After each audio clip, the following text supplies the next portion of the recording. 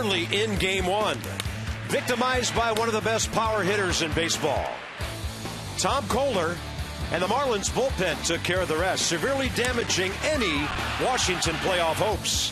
The nightcap features Steven Strasburg's return in the last home game of the regular season.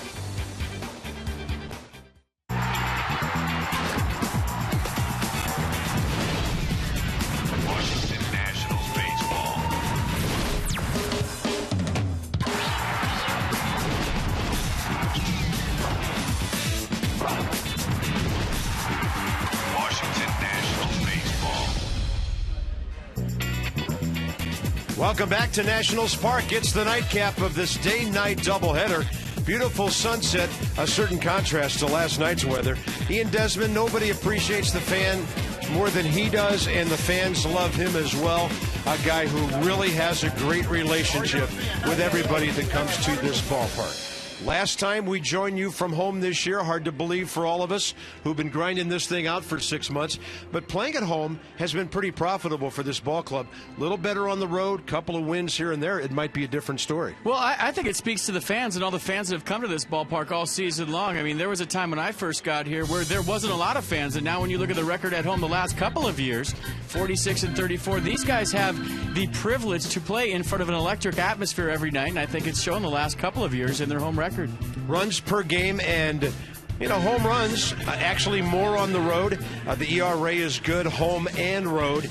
It's just a matter of maybe too little, too late for the Nats. The mathematical number still there, 5.5 out with 7 to go after the Reds won today. Yeah, it's going to be tough. I mean, but you just go one game at a time, keep giving everything you have. Not a lot of games left, and just, leave everything out there. But, yeah, that first game was a dagger to their playoff chances, you would think. Hard to take. Steven Strasburg back on the mound for the first time in a week and a half. Been waiting and waiting for him to get back out. He gets the call in the nightcap. Great ERA, especially at home. And the league only hits about 200 or so against him. Yeah, look at the home ERA. The only guy better, Jose Fernandez for the Marlins, his ERA. But Strasburg loves to pitch at Nats Park. He's going to have to provide his own atmosphere here tonight. Just got done saying how electric it is. Not too many people here for Game 2. At Miami, September 8th, maybe he can pretend it's a night like that. In 6 innings against the Marlins, he did give up 4 earned runs. Nats are in the middle of a great road trip. So for the last time, the 19th time, Fish, Nats, next.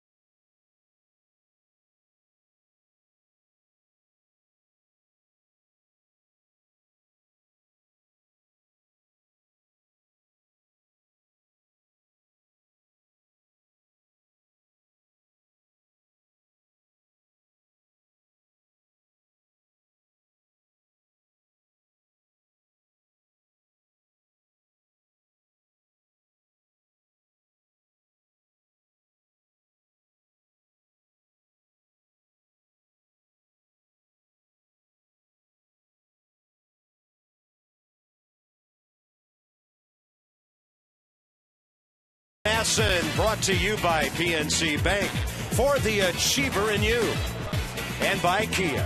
Visit Kia.com to learn why Kia is one of the fastest growing car brands in America. Well, here it is, the last game at home.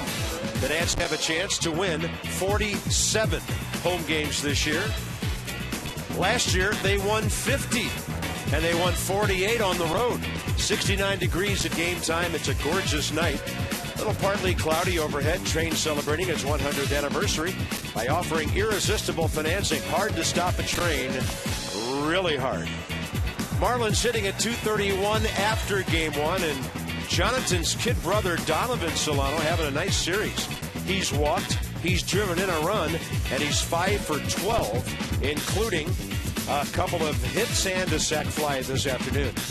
Giancarlo Stanton 2 for 10. The Nats have held him down, but he sure took a damaging swing in the first inning today. So here's Steven Strasburg, 14th start against the Marlins. He's 6 and 3 with a 3.86 ERA. We'll be doing a little bit of a strikeout countdown here, partner. He's 6 away from 500 career. All right, I'm in. Last start of the year for Strasburg, but his last start was September 8th at Miami. A 3-run second inning, settled down to get the 6-4 win. He worked 6 innings, allowed 4 runs on 4 singles, struck out 7, walked 2 through 94 pitches.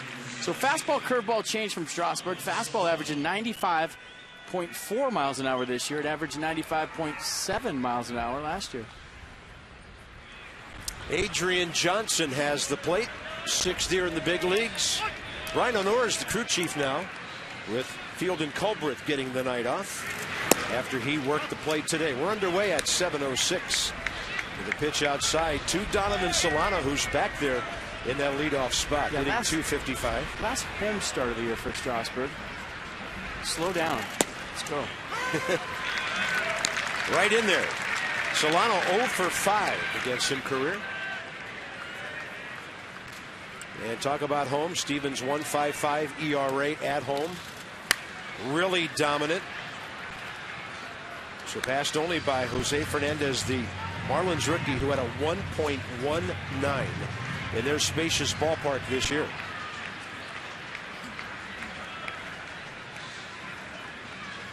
And a 1-2 pitch. Breaking ball, and Zimmerman can't get it. Solano's going to make the turn. Bryce Harper gets to it. Fires to second. And arms first, head first. Solano with a double. And he's now 6 for 13 in this 4-game series. 13th double of the year for Solano, and he's doing nothing to hurt his chances starting for the Marlins next year at second base.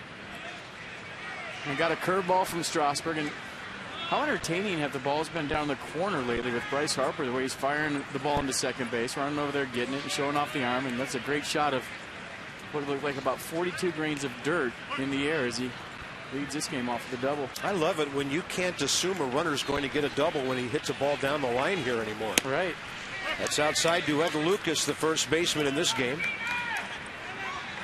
31-year-old rookie. 3 for 7 with a walk and an RBI in the series. Did not play game 1 today. And against Strasburg, he's walked and 0 for 3. Braves clinched. They won their game at Chicago 5-2, so there is a new NL East champion. Davey Johnson wants an AB. Get him in there. Declare yourself player manager for one at bat toward the end of your career. Hey, that part doesn't leave you.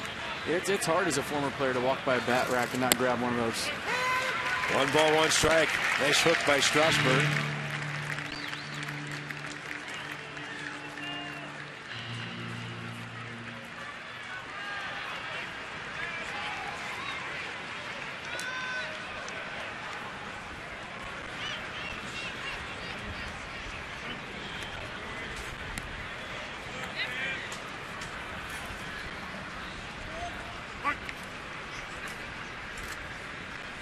And a 1-2 coming to Lucas after a long look, with a runner looking in from second base. And a step off. I don't think Strasburg's either comfortable with the pitch or comfortable with what he's seeing from Donovan Solano at second base. It's a good view of what Strasburg's seeing. And some high heat will even things up 2-2. Now the Marlins, it's probably inevitable, but they're trying to leave town. They will without gathering that 100th loss. They're 57-98 with today's win. Nats have beaten them 8 out of 9 here. And a breaking ball hit to the right side. Nice at bat by Lucas. Rendon throws to Tyler Moore. Productive out. Runner at third, 1 down. So the defense for the Nationals. Last time in the white unis. Harper, Span, Worth your outfield. Desmond, Zimmerman left side. Rendon, Moore right side. And Wilson Ramos behind the plate. And the Iron Man, Wilson Ramos, back in there behind home plate. It'll bring in Christian Yelich, 21-year-old outfielder out of Westlake, California High School, and hitting in the low 280s, 2 for 10 with a home run in this series, and that was a big one today. That gave them the 3-0 lead, third inning. Inside 2-0, and he's 0 for 3 career against Steven Strasburg.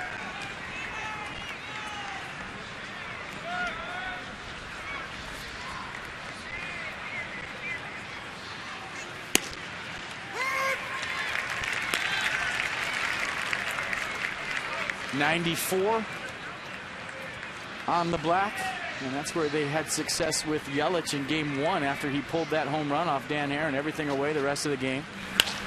Hit into a couple of double plays after that. But the home run was, I think, a cutter right down the middle. We'll check it out together. Game 1 seems like a long time ago. Might have been a split, but he got it out in front. He went to right center field about 7 rows deep. His 4th big league home run.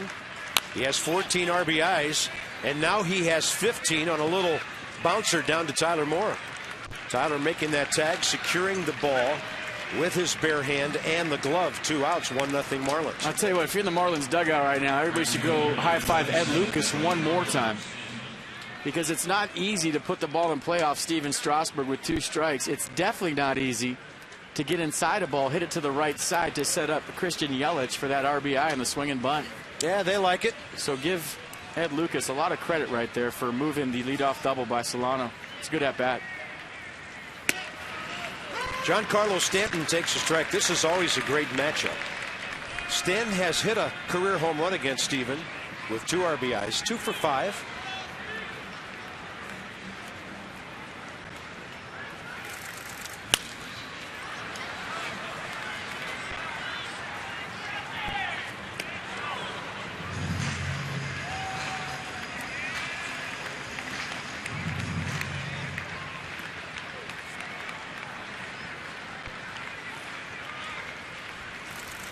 And the 0-2 is a bouncer.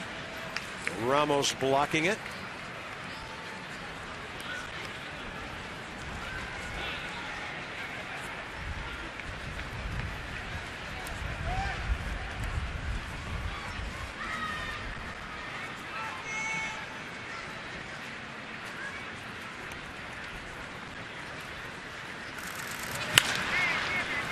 That was the changeup at 89.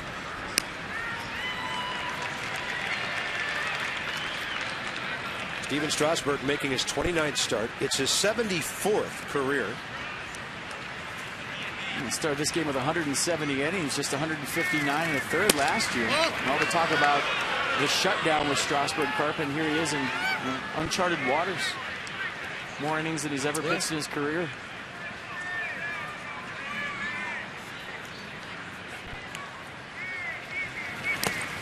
Nasty hook, and that is a swing. Adrian Johnson punches out the hitter. Giancarlo Stanton, but Solano and Lucas help the Fish scratch out an early run.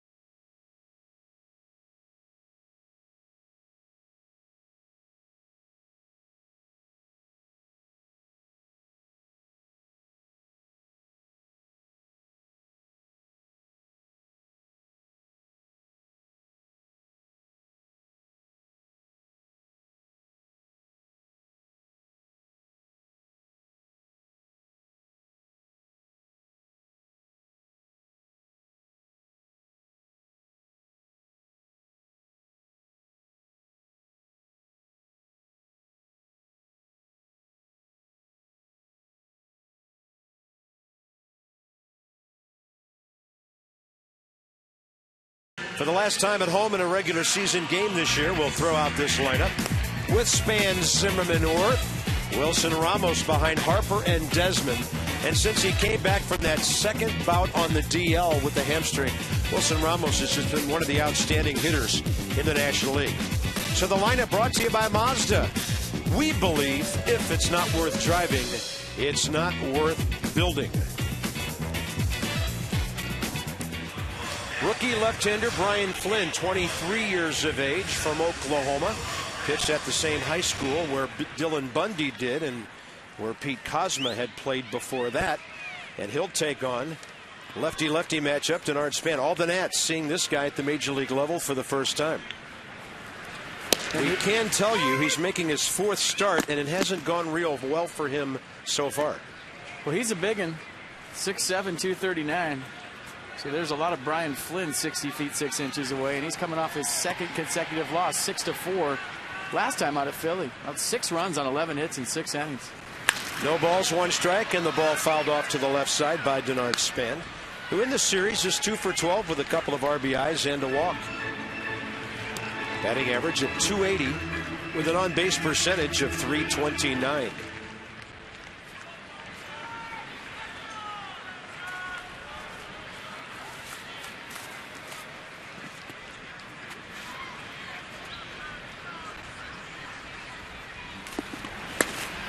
Breaking ball got him.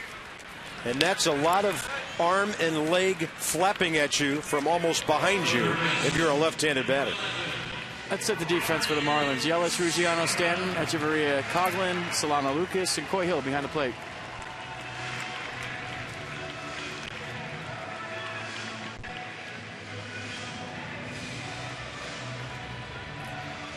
Ryan Zimmerman having a great weekend. 6 for 12, a homer, 2 RBIs. Hit his 11th September home run in the 6th inning this afternoon. Ball 1.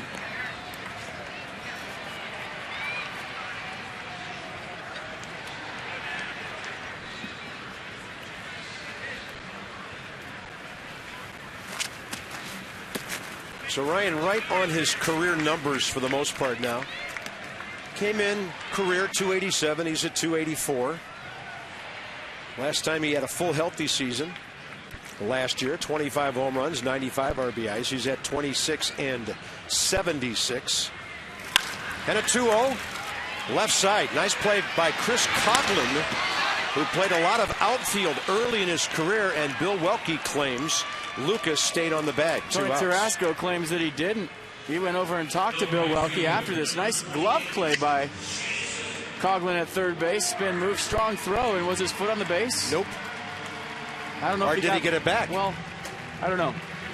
You take a look at it and let me know.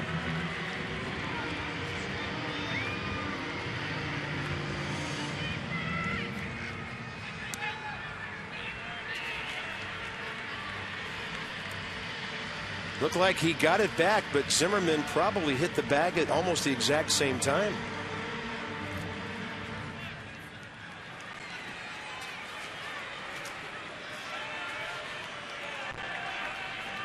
Worth. And a fastball away.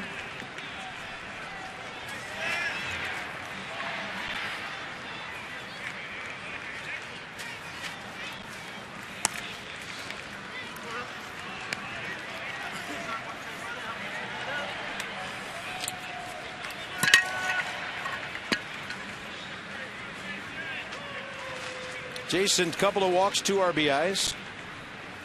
1 for 10 in the series. And a foul tip.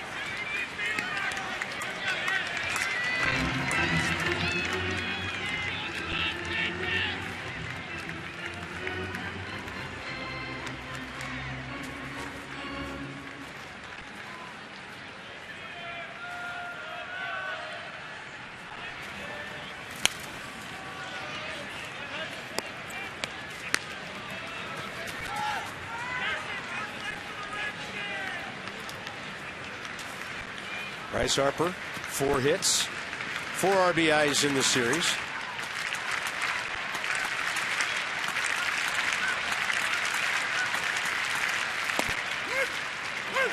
at the knees. Worth didn't like the call. Nats go in order. 2 Ks for Brian Flynn. Marlins 1-0 after hitting number 1.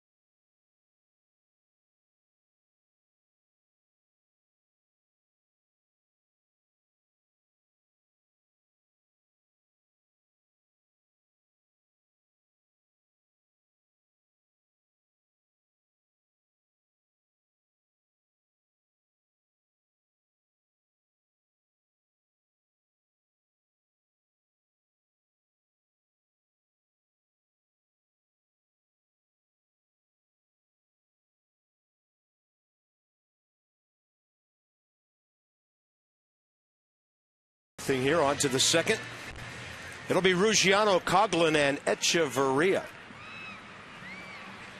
Second inning presented by Luna. Call for the Luna double. Get your second room of flooring free at 877-241 Luna. Good night for a sweatshirt.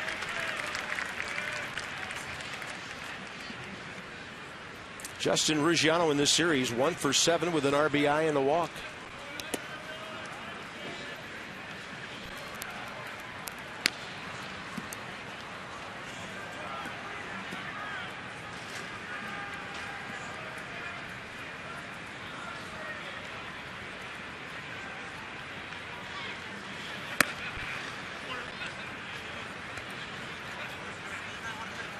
Well, there was some serious atmosphere in this building for game 1, and this is actually the rain-out game.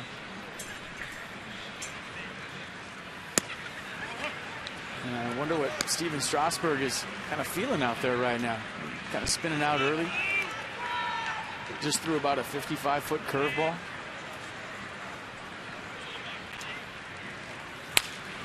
That one near the outside corner, and you talked about this on the last road trip. I think it was Miami. And then New York, right? Having to create your own atmosphere as a player between the lines. What do you do? Well, it's something that you're not accustomed to in your own ballpark, especially when the crowds have been so great here all season long. Bad ball hammered to left center. Ruggiano has left the yard, and that's his first career home run against Steven Strasburg. 2-0 Miami. Ruggiano's 18th of the year.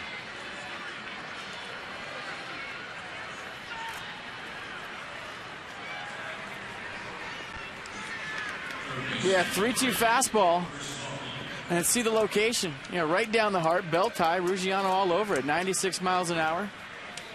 Pulled it into his own bullpen. Look at pulling the hands in nice, barrel to the baseball. So just a 3-2 challenge fastball makes this game 2-0 Marlins. Yeah, Mercedes tracking that one. Ruggiano's an intriguing guy. A lot of power. This ball hit hard out to center. That's Chris Coughlin lining out to Denard Span for the first out. Echeverria and then Hill the next two. Become a season plan holder for next year. You can receive bonus e-cash, multi-year price locked in. These special offers expire September 30th. So log on to nationals.com/2014. Nice buckling curveball there. Echeverria frozen on that.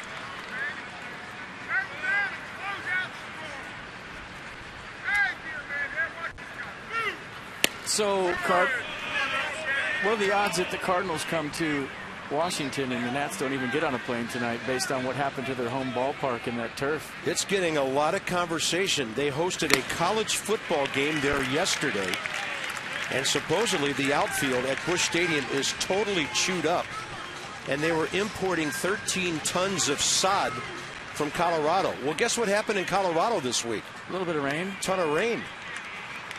And evidently it had rained there for 2 days before that football game. And I would imagine those guys are working right now and through the night. Could be interesting. Strasburg strikes out Echeverria, 2 down. Well, call me old-fashioned, but baseball fields should be used for baseball. Yeah. In September, when you have a team about to go to the playoffs. Yeah, whoever the genius was that made that move.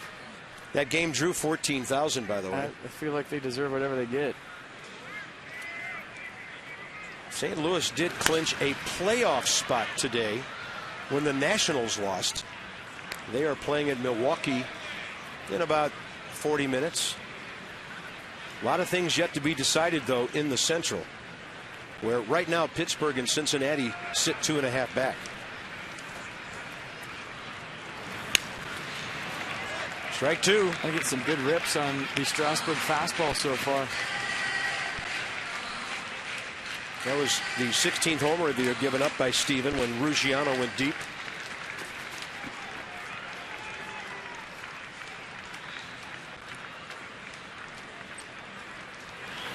High riding fastball. 96. 3 strikeouts short of 500. Bryce Harper straight ahead. Bottom of the second.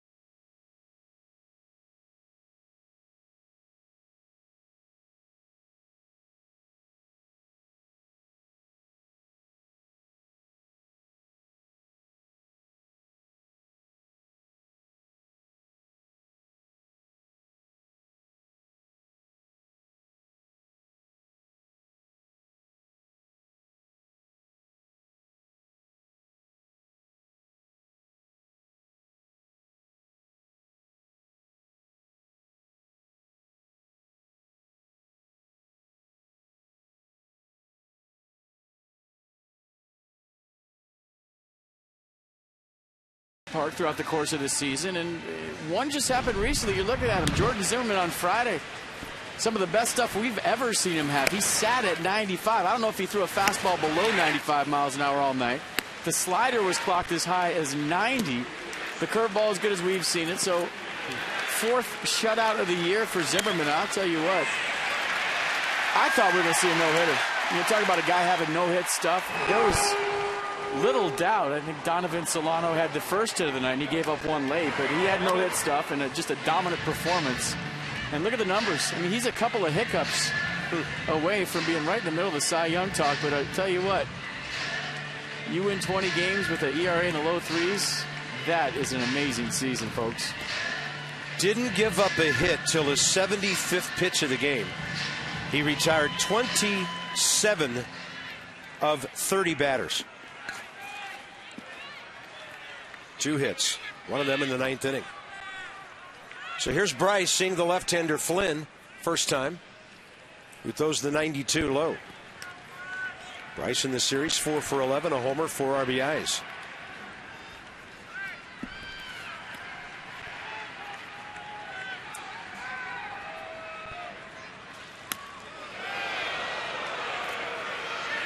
Two and 0.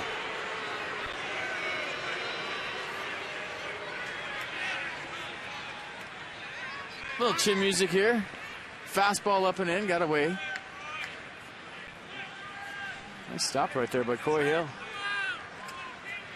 Some kind of discussion going on about the baseball, maybe?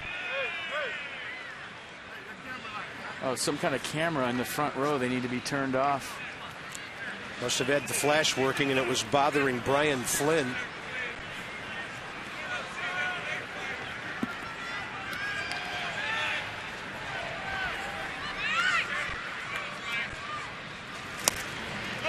I'll tell you what, anytime you face a guy 6'7", like, they just feel closer to you. So you look up at the scoreboard, it says 92, 93. It plays harder than that. Number one, the plane that they're creating by being so tall, the downward angle. And number two, just the stride, and they're on top of you. You know, imagine Randy Johnson at whatever he was, 7'12", throwing 98 miles an hour. I mean, it felt like he was actually throwing from a Little League distance. You know, Flynn nowhere near that, but that's a big human being out there. Harper on the 92, fouls it straight back. And on top of that, he's got a little short arm delivery. So it's not like he's showing you the baseball with a long arm. This is what it looks like. See how quick his delivery is and how short his arm is? I mean, he's throwing so hard he's making the stadium shake. That was backstop Richter scale right there. 3-2. Harper rams one to center. It's heading for the wall, and it's caught by Ruggiano.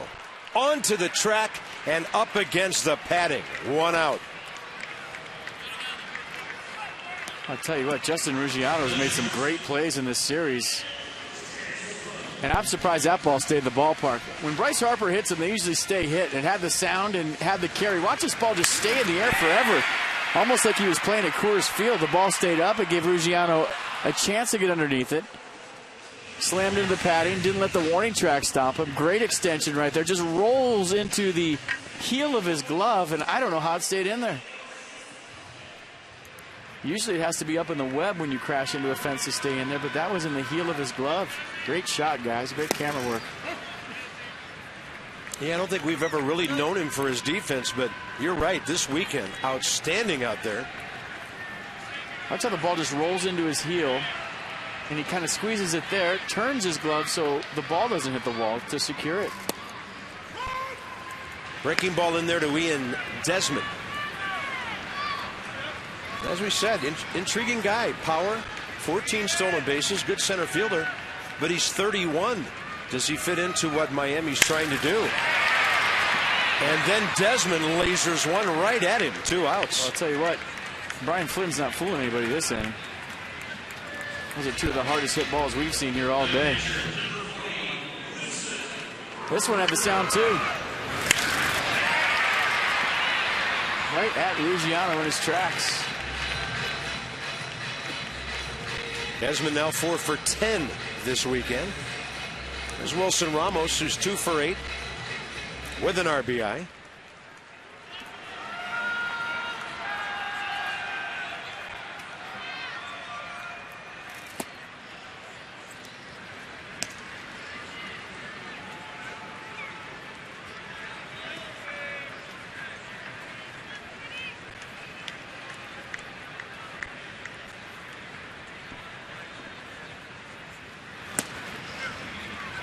That's a changeup. 83 way outside. Yeah, nice September working for Ramos. 23 RBI. And he's been seeing a steady diet of off speed early. I mean, he showed the league this month that he's been powdering the fastball. He's been seeing a lot of off speed.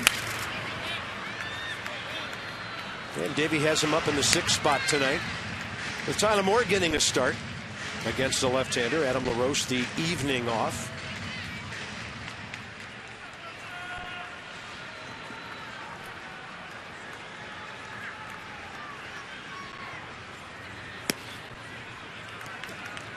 Counts even, 2-2.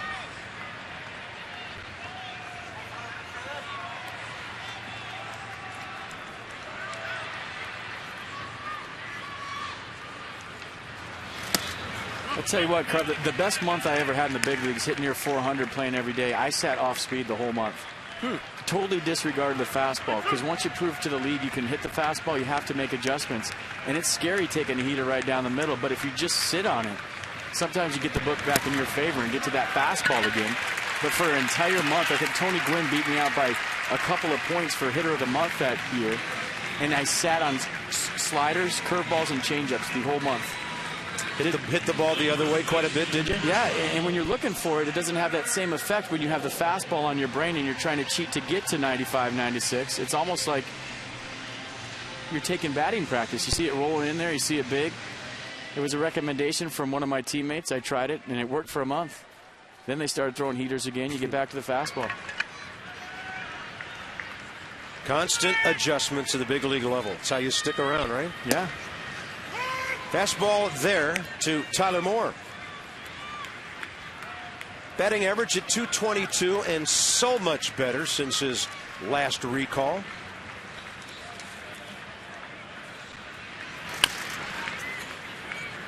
Tyler, 19 for 52, and that represents more than half of his hits for the year. So that's 365 since coming back August 17th.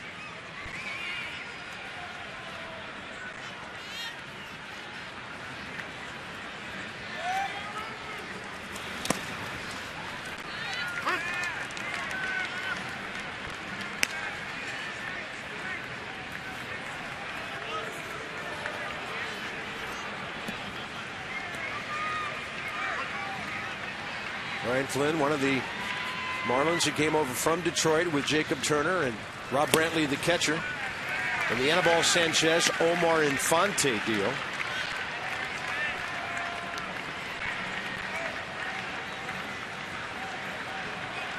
Pitched at Wichita State for that baseball factory. And a swing and a foul. And a hit. Probably not where his shin guard is. He's readjusting it right now, getting in the right spot. But I don't think, by the way he reacted, that got him on his little guard. See where it got him. Maybe just above. Or sometimes it can get you on it, and if you got a bruise under there, it still hurts. And a good take by Tyler, who sees a lot of off-speed stuff. That was 83 once pitchers get him to 2 strikes. This will give Ramos a head start. Rendon on deck. Nats down by 2 early, still looking for that first base hit.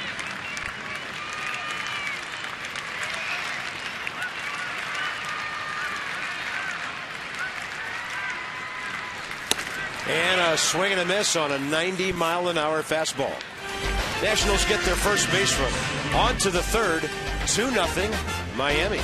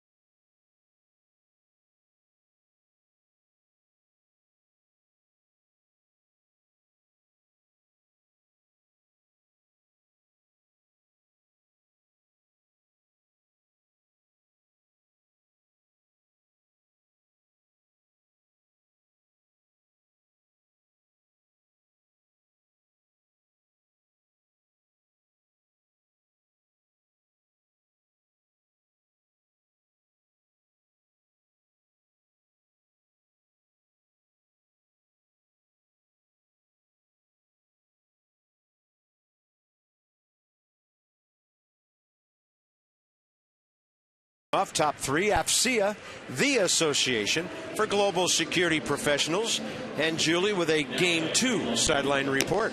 Hey, Bob. Well, earlier today, Davey Johnson was honored in a very moving on-field ceremony to commemorate his last season as a manager and last season as manager here of the Washington Nationals. And after the game, Dan Heron had some really nice words to say about him. He said, you know, in all of my years in playing baseball, I've gone through 6 or 7 managers, and I have to say, Davey Johnson is the ultimate player's manager. He said he's honest with the players and the media all the time, and I appreciate the fact that his door is always open and you can just go in and have an honest conversation with him. It doesn't necessarily have to be about baseball. I've been in other organizations where that wasn't the case, and it's been a pleasure to play for him. Davey said that he was truly moved by the pregame ceremony in his honor, and he will definitely be missed. And I have to say, there was not a dry eye on the field.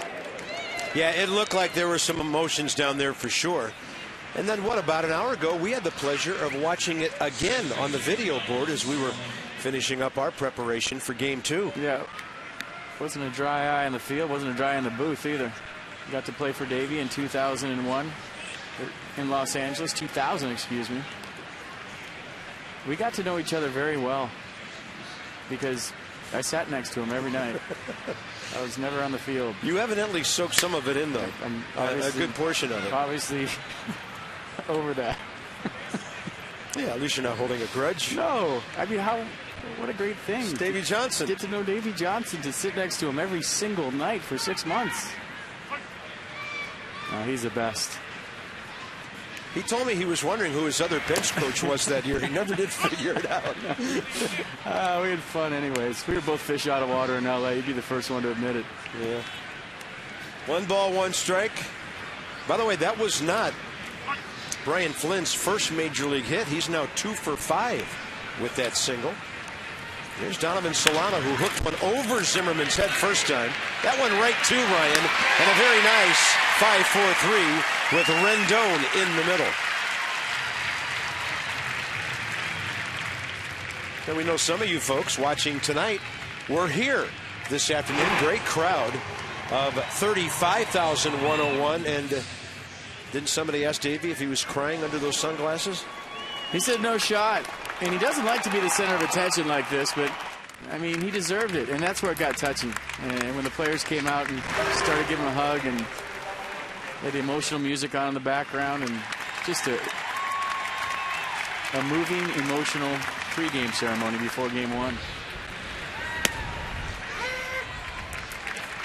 Ed Lucas, bases empty, 2 outs. Well, Davey's going to stay in baseball, you know. He loves working with amateurs, loves the amateur game, the teaching process. Said he'd like to find out what baseball in Australia is all about. They run to third base when they hit it. Everything's backwards. Yeah, it's the land down under, right? Uh-huh. Submariners love pitching over there.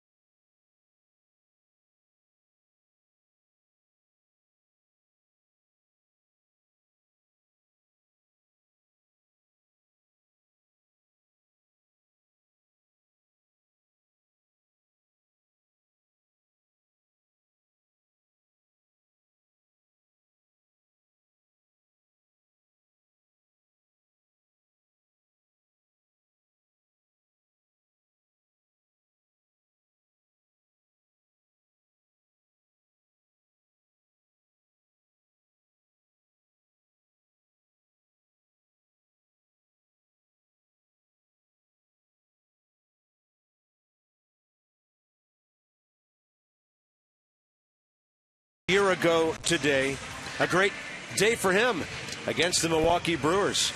Second pitcher in franchise history to win 20 games in a season. Ross Grimsley went 20-11 for the 78 Expos in 36 starts.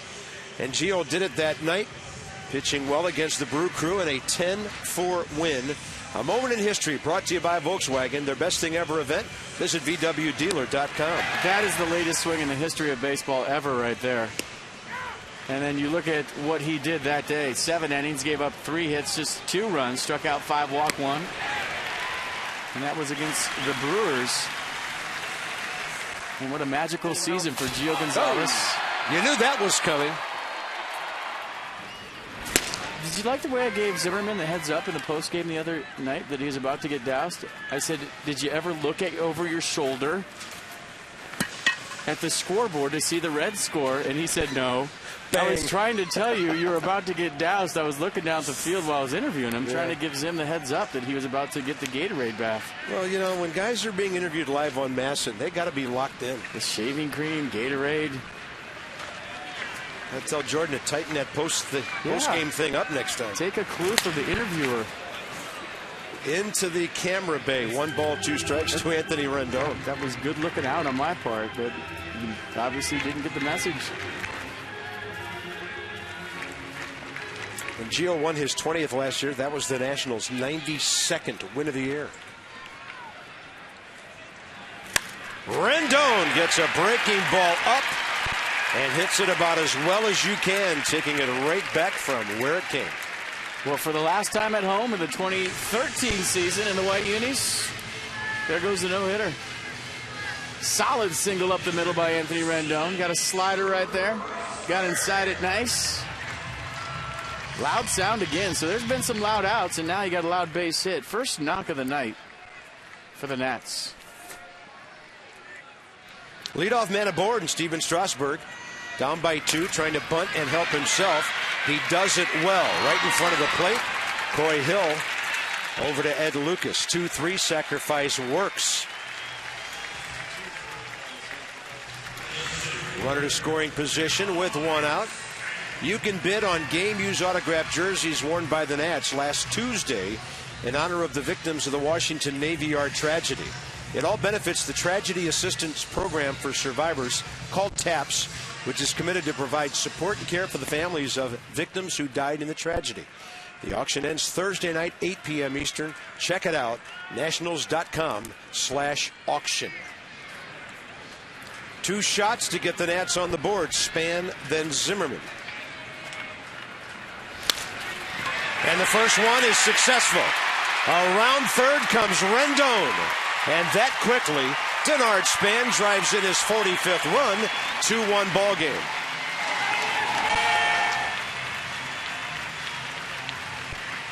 Well, get him in the stretch, you never know. He's only been in the stretch once today, and that was that Tyler Moore struck him out.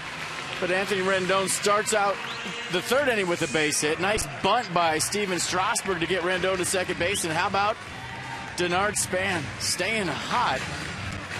They single up the middle to get the Nats on the board.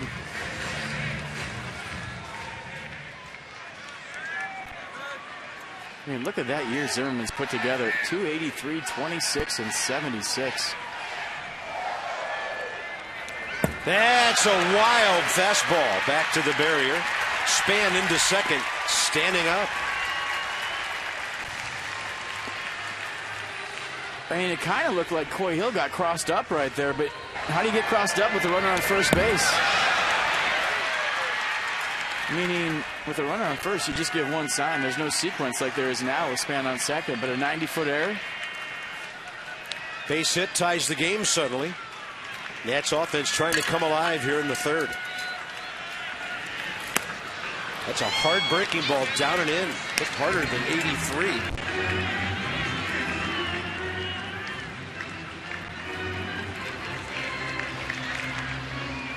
Span's been aggressive on the bases of late, especially at second. When you look at Flynn, he's pretty quick to the plate, but you can steal third if a guy gets into a pattern to where you know when he's going to pitch. And nobody anywhere near Denard. Zimmerman out of play, right side. 1 ball, 2 strikes. Ryan Zimmerman, 6th inning. Span had just walked this afternoon. Yeah, 2-1 fastball right down the middle. Not a bad pitch. Down the zone, but to a hot hitter, all systems going. 2-1 count, drove it in the red seats, made it a 3-2 game. Yeah, that's all that Tom Kohler gave up today. 2 hits in 6 innings. And the Marlins seriously dented the Nats' playoff hopes with that 4-2 win.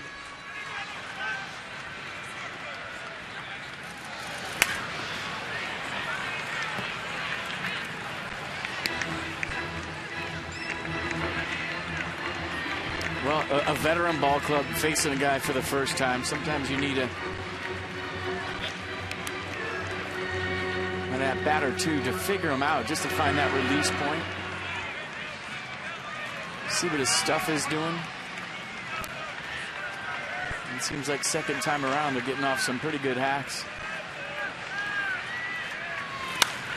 Zimmerman up the middle, and there's RBI number 77. And just that quickly, the Nats tie the game.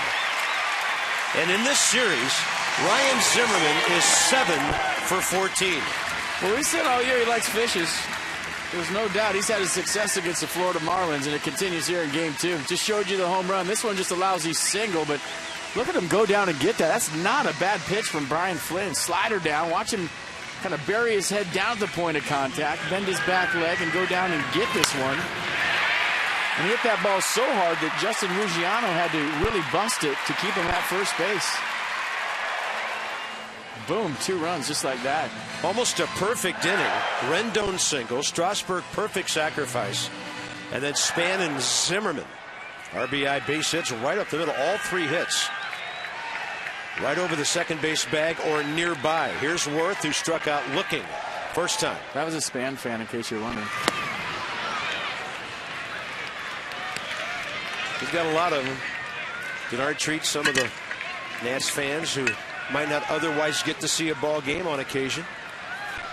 Gets them to the ballpark, takes care of them. It's a very cool program. No, the fan next to him. That's a Span fan. Oh, he brought that too. Wow, there's some missiles being hit in this inning by the Nats. You got it right. Worth 0 for 2. Bryce Harper. And he was the first one to really square a ball up on Flynn. That was the first out, sending Ruggiano onto the track last inning. For the Achiever and You, PNC Bank with our minor league report. Corey Brown's been up with the Nats a couple of times this year. And with Syracuse flashing some great power. He's a slugger, hot after the break, and he's also a very good defensive outfielder. Speed, good arm. Hanging out with Jeff Coburnis right now, and here's Harper. Outside. Hey, don't forget Bryce first time up, robbed by Ruggiano up against the fence. Then he and Desmond came up, hit a bullet right at Ruggiano. So there's been some loud outs here in this game.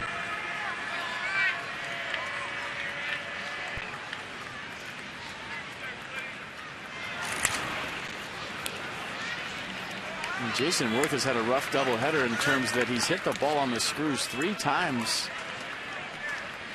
in 5 at-bats and has nothing to show. Lined out hard twice in the first game. And then right there, a bullet to right field.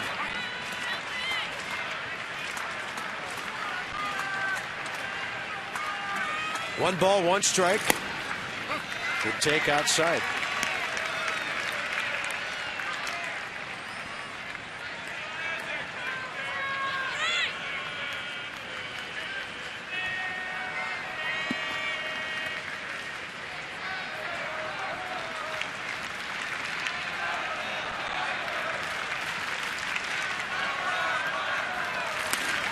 Then Bryce will pop it up to the right side for Donovan Solano.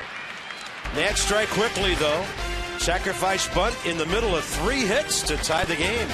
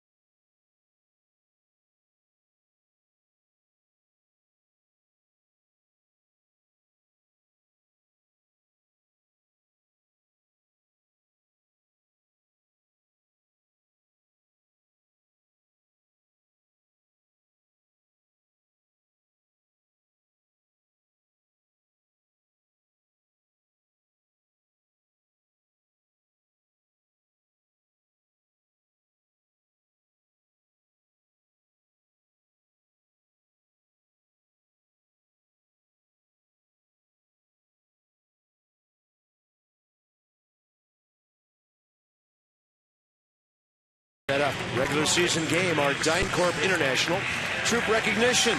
Waving our caps, they wave theirs, we salute them, they acknowledge us. And at DynCorp International, we serve today for a better tomorrow. Steven Strasburg's teammates, with the help of a nice bunt of his, get him back even. Top of the fourth, Yelich, Stanton, Ruggiano, 2-2 game. Yelich had that RBI ground ball first time, and Strasburg drops in a beauty at 79. Yeah, third, fourth is where Strasburg, generally speaking, hits his stride, gets that rhythm. He's got some pop on that heater tonight. Starts to pick up the pace a little bit.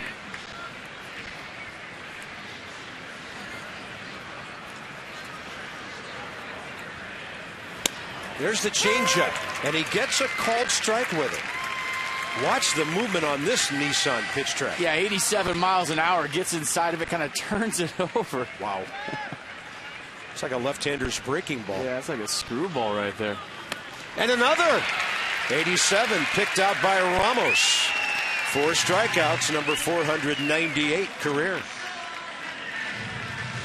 You could almost see the look on Yelich's face as he's walking back to the Marlins dugout. Almost in awe of the movement on those last 2 changeups. And look how big Strasburg's hand is. I mean, he's got that thing out on his fingertips, that changeup. It almost looks like a Titleist in his hand. Giancarlo Stanton, strikeout victim number 1 for the final out, first inning. Watch how big the paws are and how little the baseball looks at his hands. Looks like us playing ping pong. 1-1, and oh my. That's going to hit my apartment. Nobody up there expected to get a foul ball. You kidding me?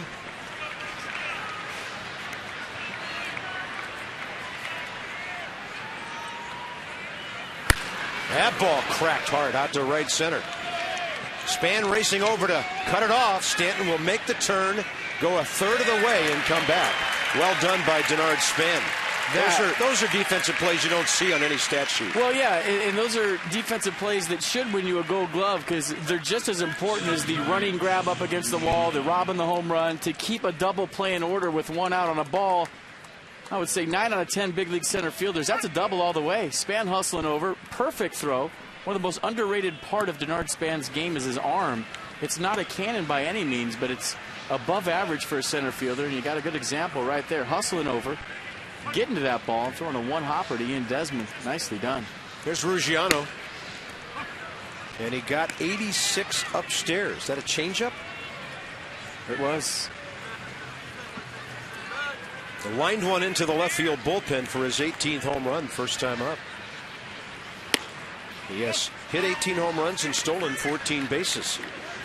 Put the batting average in the 220s.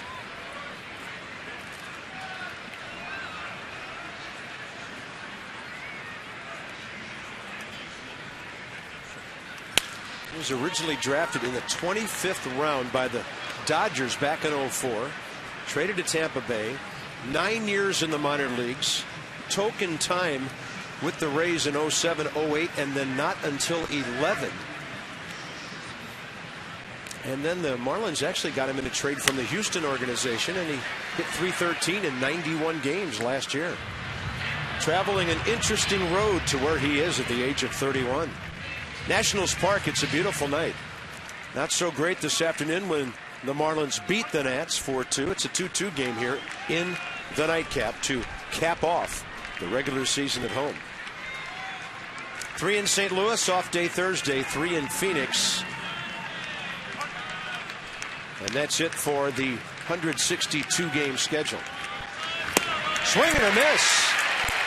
Pretty good breaking ball, down and away. 2 out, strikeout number 5. Well, I'd say it's a little better than pretty good. Watch this.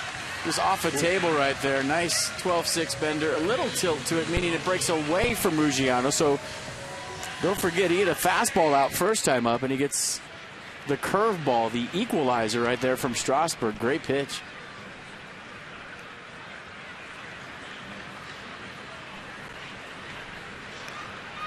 Coughlin lined out hard to Span first time.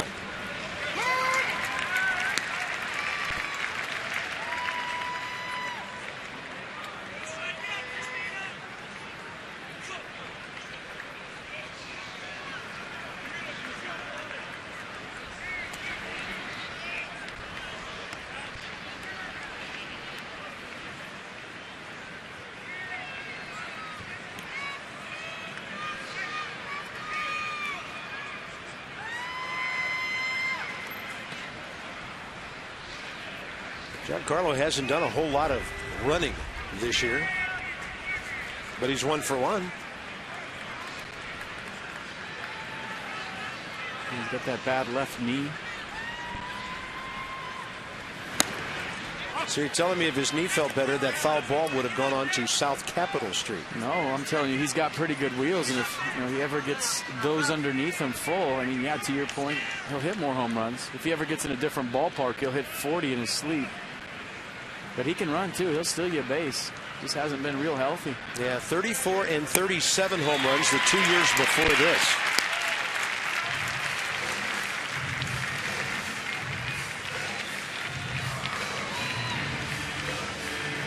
Count goes to 1-2 on the former Rookie of the Year, Chris Coughlin. And you saw the reaction on the face of Stanton right there after the pitch. I think he thinks he missed a sign. And it was a curveball. Or maybe he was thinking about stealing.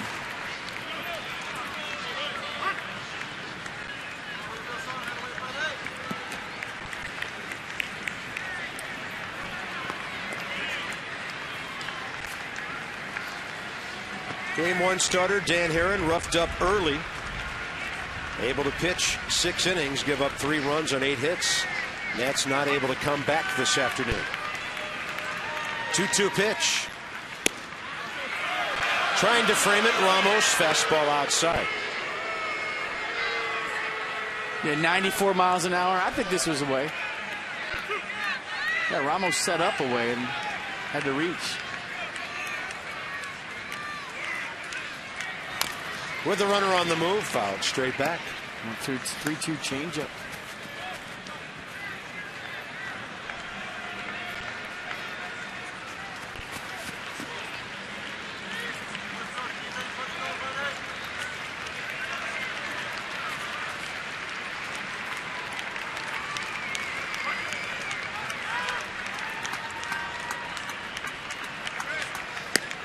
There's a walk, and it's 2 on, 2 out.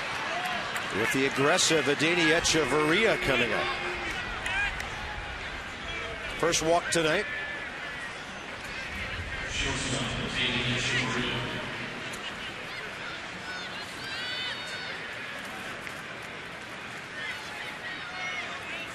Struck out swinging on a pitch in the dirt first time. He's 3 for 11 in this series.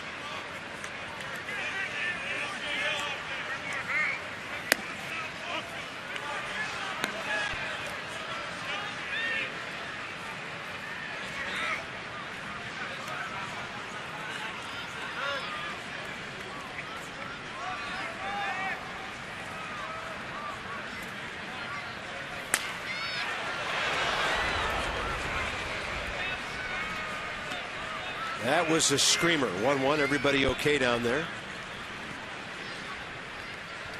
Probably went right over Steve McCatty's head.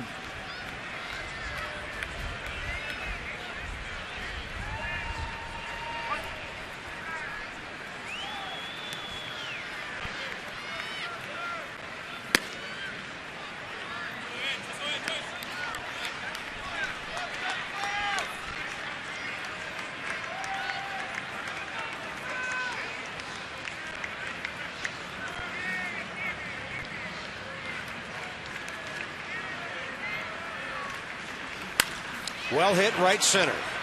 This will give Miami the lead. Stanton around to score. Coughlin to third. A 3-2 game on Echeverria's 39th RBI. A nice piece of hitting right there by Echeverria. Just not trying to do too much, going the other way. The 2-out walk costing Strasburg. It moves Stanton into scoring position. So after all the hard work from Denard Span to keep Giancarlo Stanton at first base, He advances to second on the walk and scores easily on the Echeverria 2-out knock.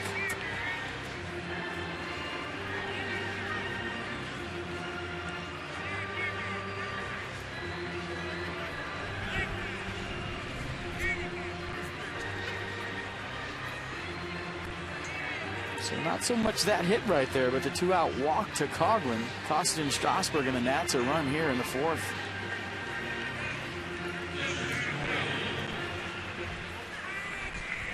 Yeah, so they have 3 runs in 4 innings against a pitcher with a 1.55 ERA on this diamond. Coy Hill struck out first time, switch hitting catcher.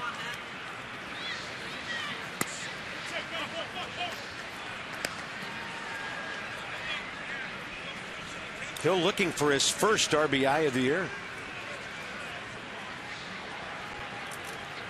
8 for 46 in 15 games.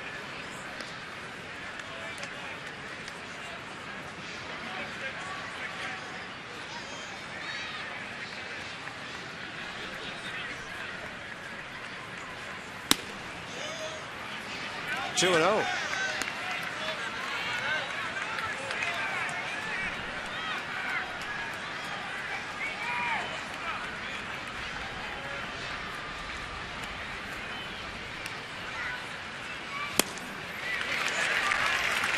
You can always go to the changeup.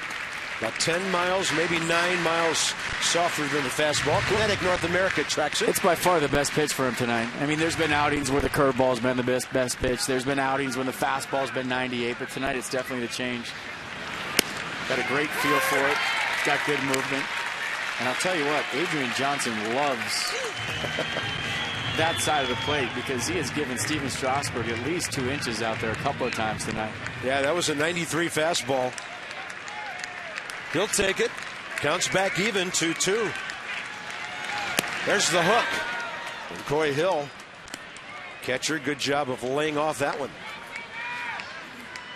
Boy, I don't know how he took this. This is a great take because we've seen a lot of guys swing over the top of that one. It's got to look like a strike for quite a while, doesn't it? It did, but sometimes it fools you so bad that you can't even get off the swing. And this ball pulled over to Tyler Moore. Marlins will get 2 hits around the walk and take a 3-2 lead. Desmond for the Nats straight ahead.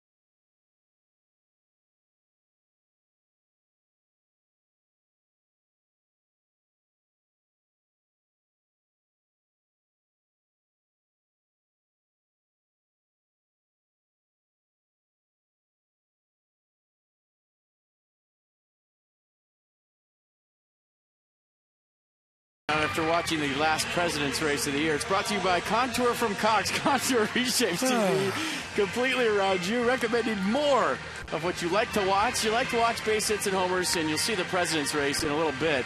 But let's check out the third inning, how the Nats scored their runs. Anthony Rendon, there goes a no-hitter, right up the middle line drive, base hit. Nice butt right there by Steven Strasburg, advancing Rendon to second. Then who's not a Span fan right now? Base hit up the middle. That scores Rendon. And then this guy, Ryan Zimmerman, line drive up the middle. his 77th RBI of the year, scores Span to tie this game at 2. And folks, wait till you see the president's race. That's all I'm going to say. I couldn't believe it. So here we go to the bottom of the 4th. Desmond, Ramos, and Moore. 50 pitches, 31 strikes for rookie Brian Flynn. Desmond absolutely gashed the ball first time on a line shot right at Ruggiano in center. That was after Harper had sent the center fielder to the middle of the track straight away. That's when the Nats started getting some good swings against the 23-year-old rookie.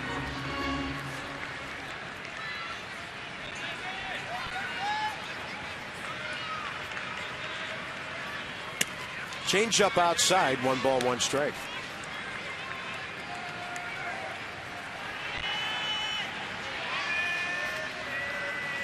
Making his 4th big league start. League hitting .397 in his first 3. When he lost 2 decisions and had an ERA of 9.64. Then giving up some home runs as well, 4.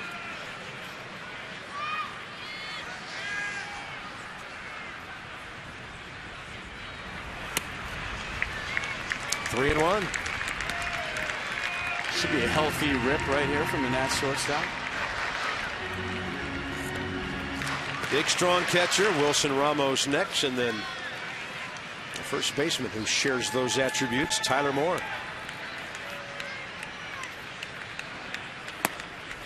Desmond good at bat. Ian Desmond doesn't walk a lot. We know how aggressive he can be. That's his 42nd walk of the year. And the Nats, as FP noted earlier, trying to get the rookie off the stretch. Let's see if he and Desmond can pick something up on Brian Flynn's move. You know I talk about it every time he gets to first, but I'm excited to see him get to that 2020 club.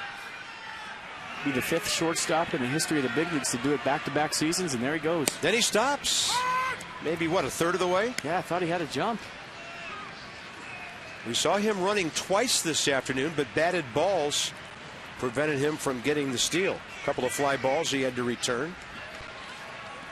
Well, knowing Ian, he would love for it to mean something, too, down by 1. Holding on this one, and that gets away. So Desmond to second base, nobody out. Second wild pitch of the game for Brian Flynn.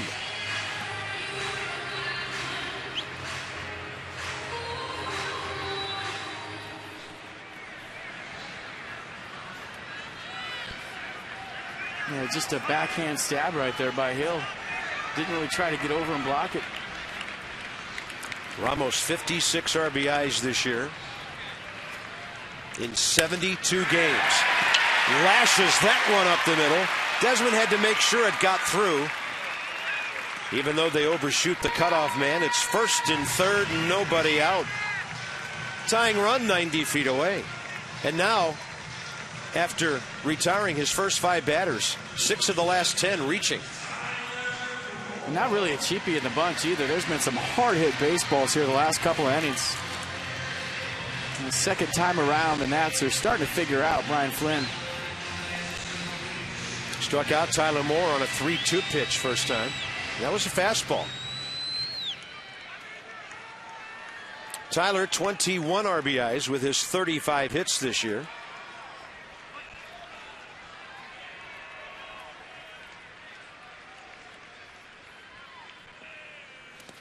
Breaking ball, Coy Hill able to stay with it.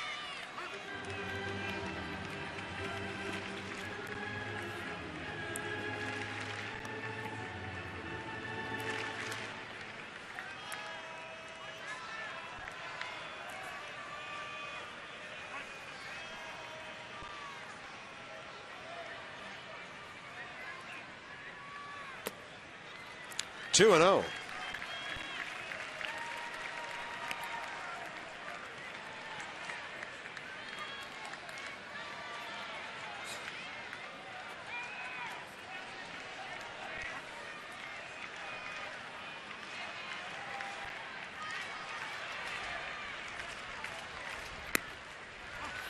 89, nowhere near. 3 balls, no strikes. Let's see if Tyler Moore gets the green light here in a 3-0 count.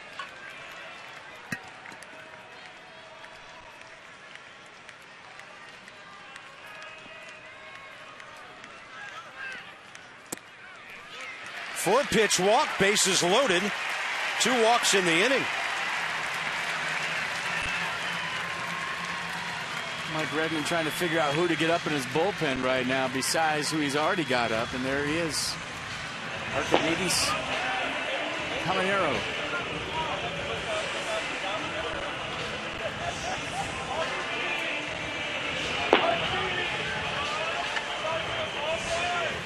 And don't forget Anthony Rendon, sharp single up the middle first time up. We just showed it in the game summary. Right back up the middle, first hit of the night for the Nats. So he saw Ryan Flynn good first time up. Chuck Hernandez to the mound in a bases loaded, nobody out situation in a 1-run game. Anthony Rendon having a nice weekend, 3 for 8 with an RBI, sharing some second base playing time with Steve Lombardozzi.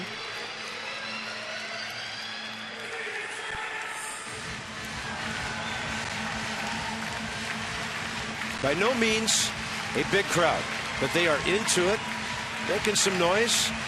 And you're seeing some action here in the first 4 innings. Well, they have a feeling, minus a miracle here coming down the stretch, that this is going to be the last time they get to see baseball in D.C. this year. Best the Nats can do tonight, win the ball game, get it back to 5 behind both the Reds and the Pirates with just 6 games to go after this. Rendon takes it inside edge. Strike 1. Good fastball under his hands. I mean, think about it, Carp. If you're at the game tonight and you're a fan, you're almost like a closer in your last outing of the year. You let it all out. Want to finish well. Nothing in the tank. And then Flynn follows that up with a curveball in the dirt. Anthony Rendon now, the fight's on for him, 0-2.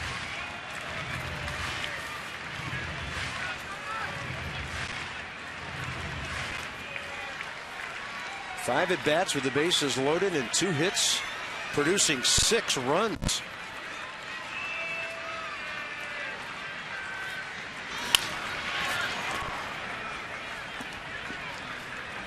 That's such a good approach with 2 strikes for the fact that he really gets his hands inside the baseball. And what does that mean? Well, if you try to bust him in, he can foul off a ball, over his own dugout if he wants to. If you throw something soft in, he can foul it down a left field line. If you leave something out over the middle, it could still hurt you even in a 2-strike count. And a bouncer. Coy Hills had a busy inning.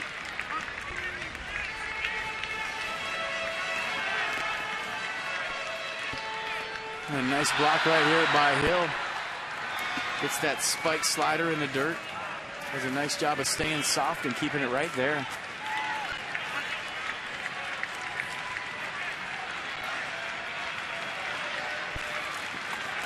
Target in.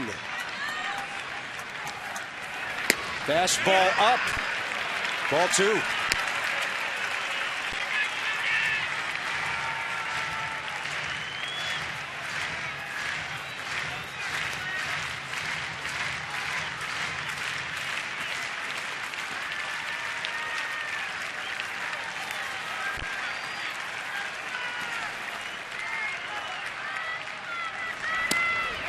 Turning into a good at bat. That target was in. Flynn missing way inside.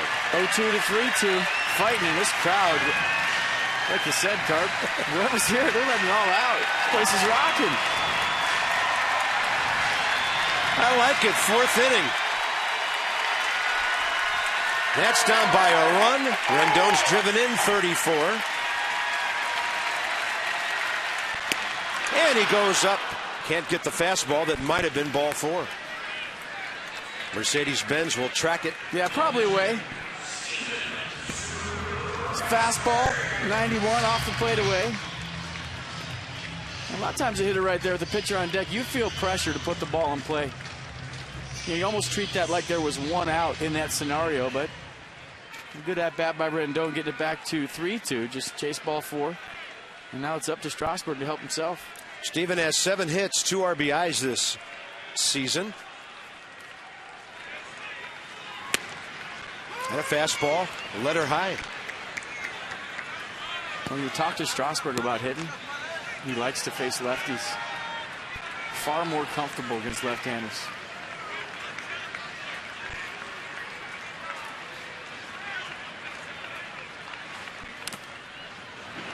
Well, same pattern as against Rendon. Flynn going fastball, curveball in the dirt.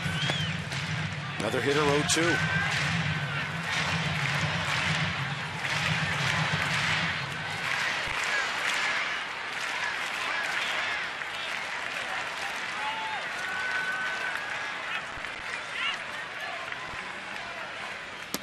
And Strasburg IDs that breaking ball. These are at-bats where if you're on first base, you love it because nobody's holding you on. And your job right now, if you're Tyler Moore, is one thing. On a ground ball, break up a double play. And because you're getting an extended lead and nobody's holding you on, allows you to get on top of the middle infielders. Busting him down and in with a breaking ball. 2 outs. Strikeout number 5. 2 in a row for Flynn in a pressure situation.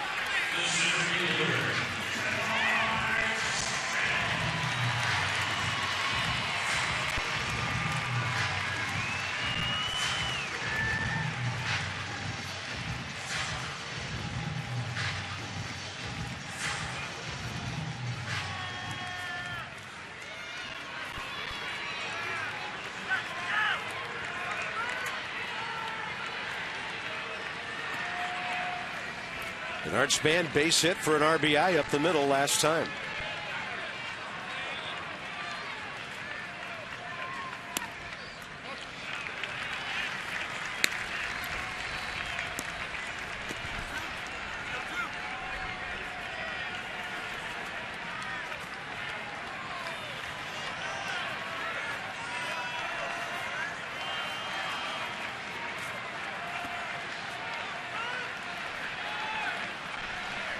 Lefty-lefty matchup. Outfield around to the left. Target outside. He misses out there. 2-0.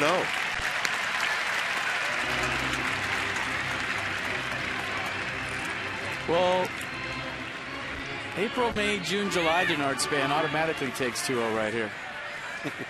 August, September Denard Span swinging all the way. So we'll see. Hits piling up. RBIs piling up.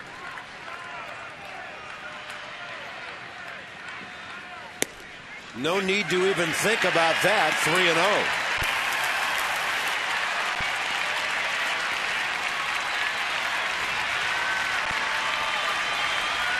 Everybody on their feet.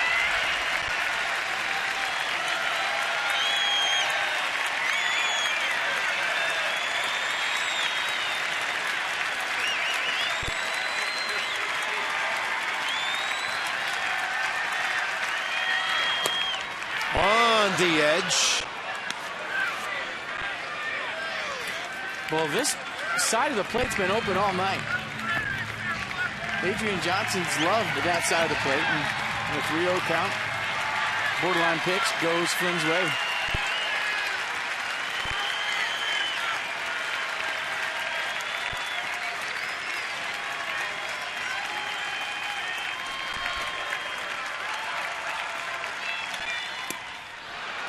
.90, and now it's 3-2.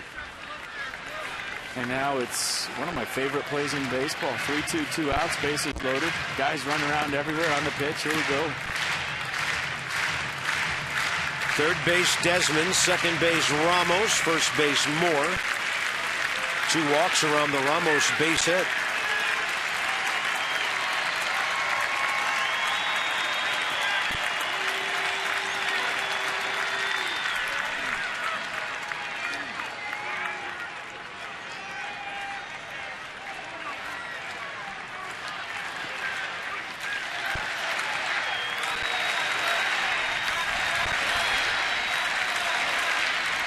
Span right over the mound, and was he on second? He was. Hechavarria able to glove the ball, just as his foot was making contact with the bag. The Nats lead 3. They've stranded 5 and trail by 1 into the 5th inning.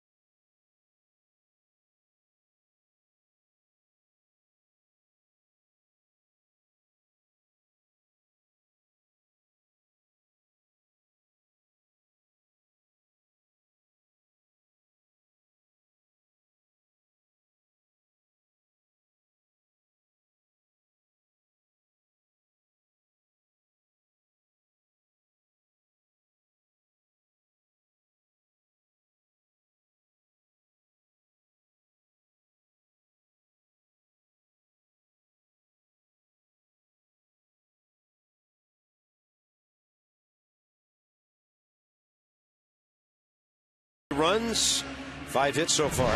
Strikeouts 5 times, though. Needs 1 more for 500. Yeah, curveball to Stanton right there in the dirt.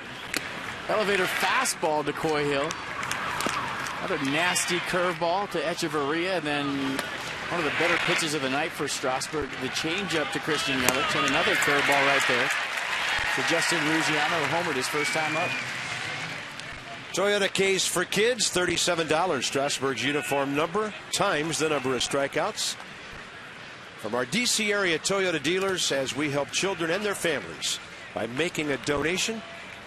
D.C. area Toyota dealers helping out the Children's Inn at the National Institutes of Health. Brian Flynn's done after 4 innings. Juan Pierre hits for him. And Pierre had a huge at-bat this afternoon, pinch hitting for a pitcher.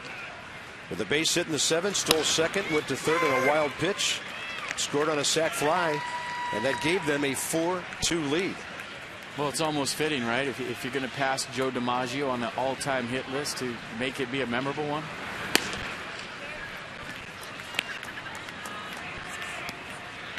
Ryan Webb against 2-3-4 for the Nats, bottom of the 5th. So Flynn will throw 79 pitches, 44 strikes. And Juan Pierre just misses the bag on that.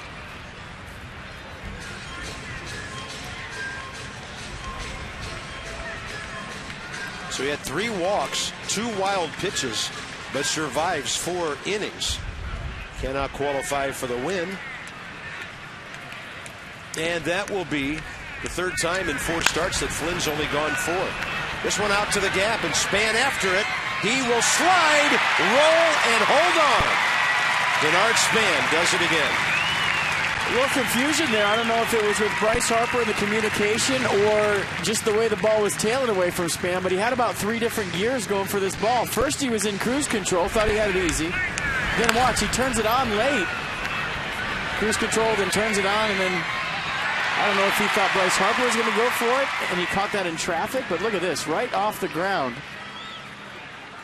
And even when there's some communication problems, if it's in the park, number 2 catches it.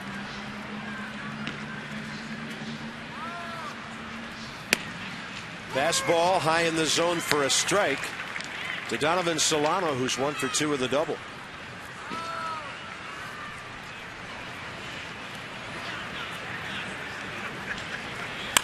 Breaking ball and right into the glove of Ryan Zimmerman. I'll tell you, Solano swinging a good bat. He's lined out a couple times in this series. Strasburg hoping for a quick inning. So you want to play the hot corner? Here's what it looks like. No problem.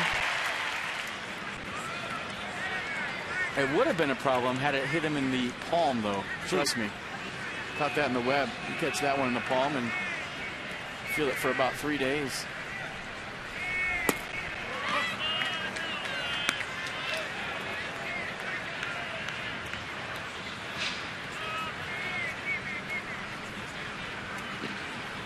Lucas 0 for 2 with a pair of ground balls. Strasburg outside 2-0.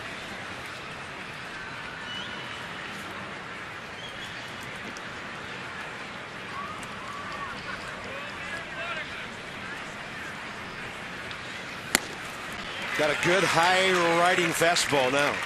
Nissan will track it. Yeah, 94 up in the zone. Tough to catch up to up there at that speed. Goes with it again, but he got some plate with it. And Ed Lucas will keep it from being Strasburg's first 1-2-3 inning. That'll bring in Yelich with 2 outs. The Potomac Nationals, just 30 miles south of here, celebrating one of their best seasons ever. You can receive a signed baseball signed by the team and a P-Nats hat when purchasing. Season ticket plans for next year, PotomacNationals.com or 703-590-2311.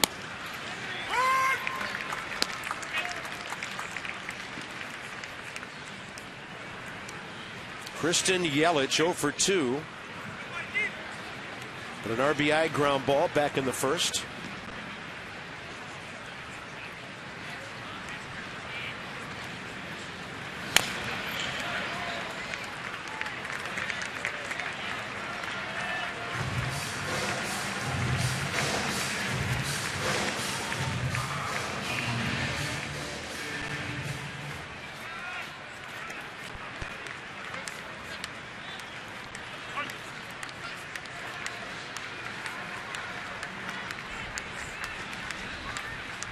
Two to the lefty, goes with the changeup. Well, that's what he got him with last time. He showed him a changeup for ball 1. It was probably the nastiest change he's thrown all night. Then he threw a decent one after that. Yelich couldn't hold up, swung over the top for strike 3. Trying to go back to the well, see if he doubles up. Fastball, got him. And for Steven Strasburg, number 500. Fittingly on a fastball. 74 starts, 500 Ks.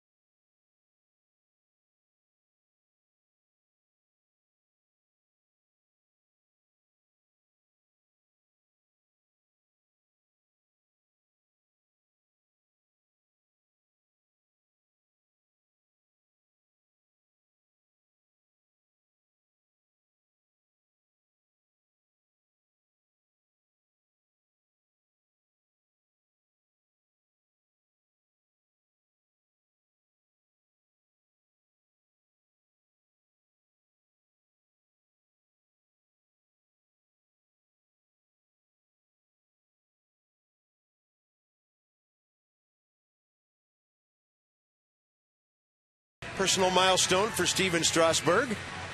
Makes it to strikeout number 500. A fastball away, and I do mean away, to Christian Yelich right there. First strike 3, good frame by Ramos, and fastest to 500 strikeouts. Third fastest in MLB history, Steven Strasburg. There you go. Yeah, since 1900. From Angility, your mission, our commitment. Visit agilitycorp.com. Well, the Nats want Steven Strasburg to pitch a whole lot longer than those first two guys. Ran into all kinds of problems, did Wood and Pryor. Yeah, that was an unfortunate association.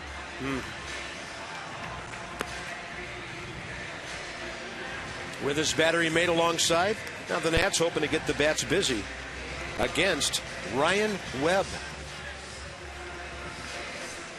64th game for this workhorse, 65 last year. 27 years of age, he can bring it. Previous big league time with San Diego, 09 and 10. He's been with the Marlins for the last 3 years.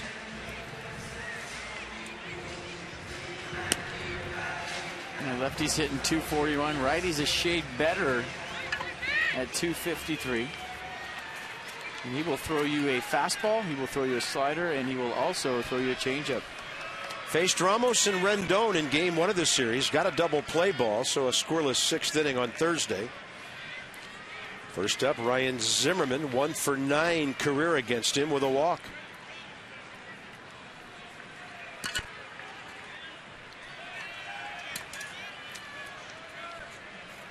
Zimmerman, 3 RBIs away from 80. On a patented hard line drive up the middle 2 innings ago. Nats got 3 singles. Strasburg had a sacrifice bunt in there.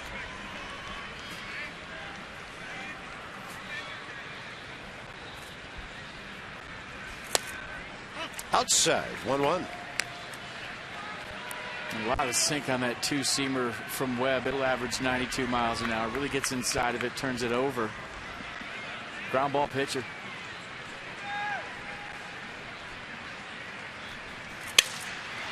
Fair ball, booted by Coughlin, and Zimmerman will make it. The bat's about 20 feet away from him as he made that play. Don't know if it distracted him or not. And the Nats have their leadoff man on. I don't know if it distracted him so much as it changed the way he fielded the ground ball, meaning he fielded it on the run, and I don't know if the bat in the air had anything to do with it. But his head was down. He really didn't even look at the bat. Maybe he saw it out of the corner of his eye, but he fielded that ball like a shortstop on the run, to where you'll see a lot of third basemen square up, field that conventionally, then throw it to first. E5, and the Nats get their leadoff man on. Worth and Harper the next 2.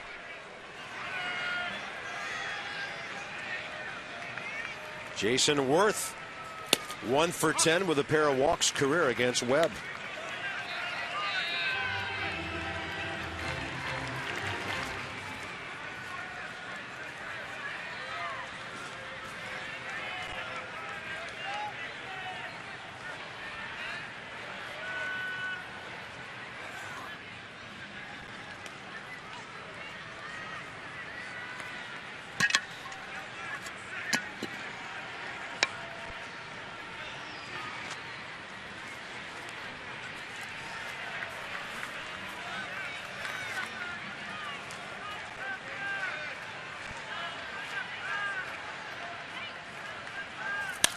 Worth up the middle.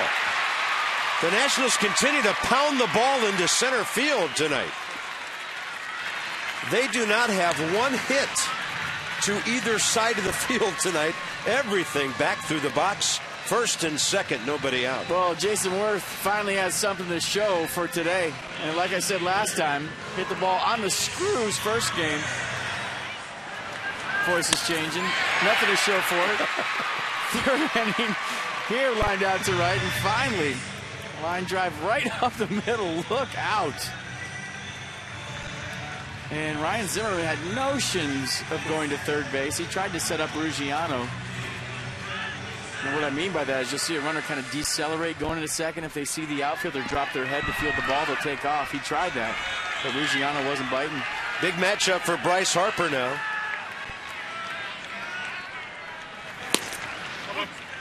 Ball 1. Harper career against Webb, 1 for 4 with a double. Bryce tonight was flied out deep to center and popped up to second. So last inning the Nats had bases loaded, nobody out. 2 on, nobody out here. Easy take. Danger.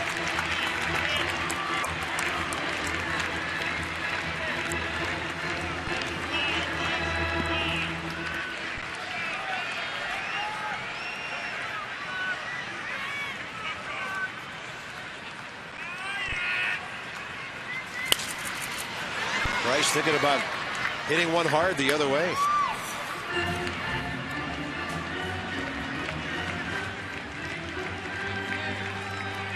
Matt's doing a good job in game 2 with runners in scoring position so far.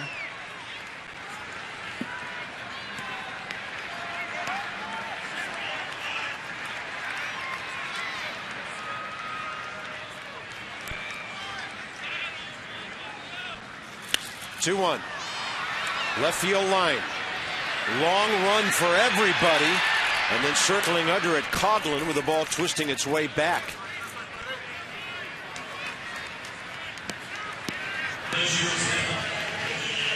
They got a changeup right here. Nice play by Coughlin, going a long way back over his shoulder. Didn't get a whole lot of help from anybody else. He knew he was on his own right there. The ball kind of tailing back. And you see everybody's reaction in the background. Chris Coughlin's played mostly the outfield in his career. So here's Ian Desmond. The Nats still looking to break through and tie this game. They're 3 for 6 in scoring position. We showed that graphic, but 0 for 3 with the bases loaded last inning. Ian Desmond, 4 career hits against Webb. One of them a triple, 4 for 13. Walked his last time in the series. 4 for 10, on base 7 times.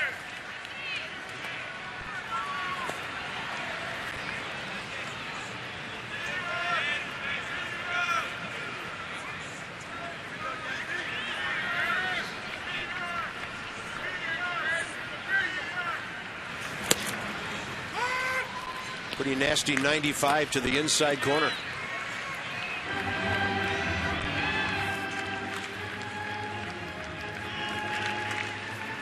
So catchers use a sequence with runners on second base so that they can't relay what's coming.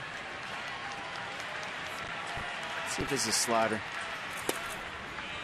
They're probably using last sign. It's not hard to pick up. Connect North America picking this one up. Sometimes I just can't help it. Something that I enjoy doing. Work it in and trying to pick up sequences. Brian Webb just looked up at the booth and said, "You're going to get somebody hurt." Well, I'm not telling anybody anything. Pitchers have been known to say that to base runner. Yeah. Chopper right side, charged by Lucas. But he just kind of leaves it for the pitcher Webb to run into. 2 outs. Desmond made it close.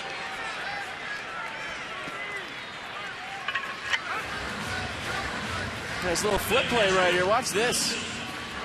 Kind of gets caught in no man's land right there because he was thinking about throwing across the diamond. Good footwork by Webb there at the end. To be able to find the base on a lollipop feed from Lucas right there with the toe was a nice job by Webb. Watch him drag the foot right in front of the base, right there. Well, here's Ramos.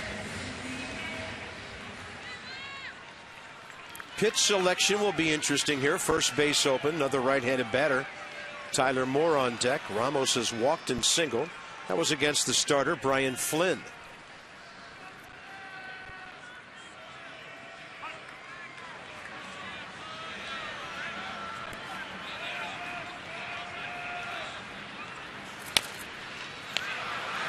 And right to the pitcher. The Nats have left 7 runners in 5 innings.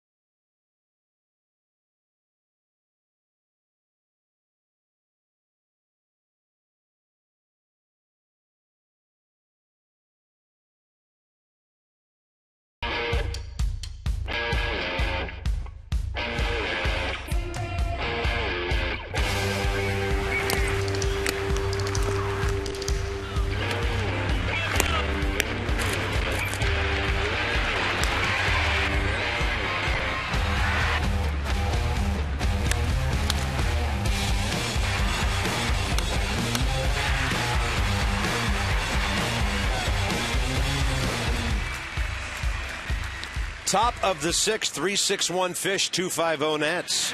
Strasburg back to work with a front door breaking ball, a strike to Giancarlo Stanton, who singled and scored last time up, 1 for 2. And in the series, 3 for 12.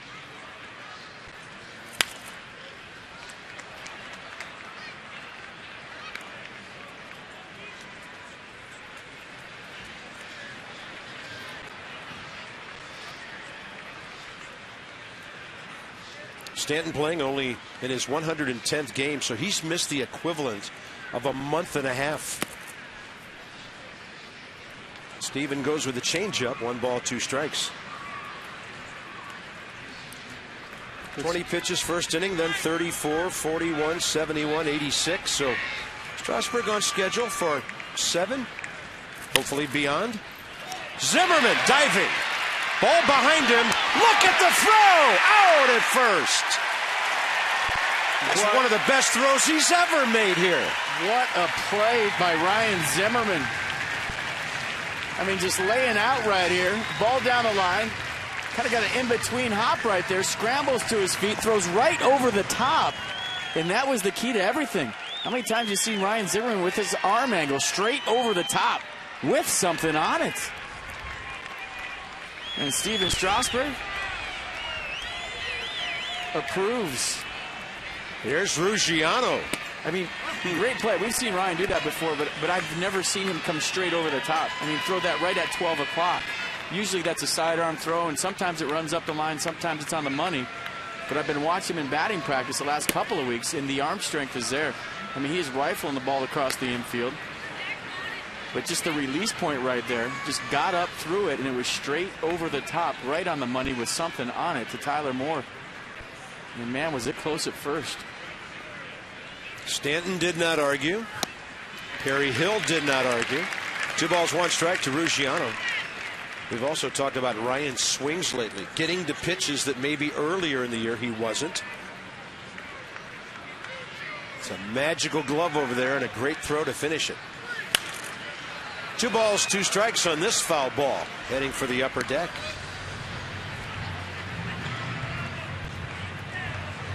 Watch the release point of this play. Ryan Zimmerman. Usually you get a 3/4 right here.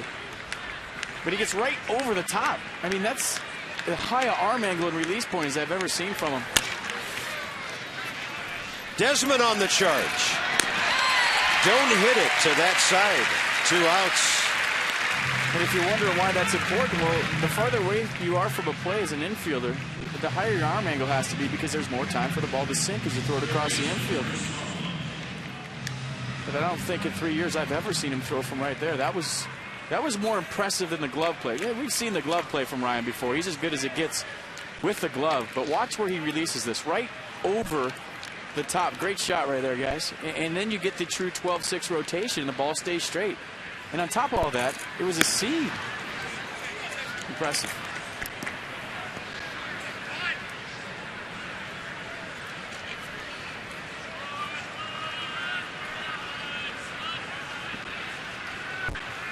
Coughlin has lined out to center and walked. It's a breaking ball in there, 1-1.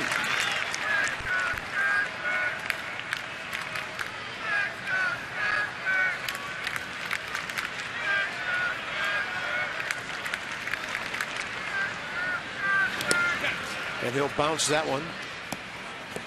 2-1.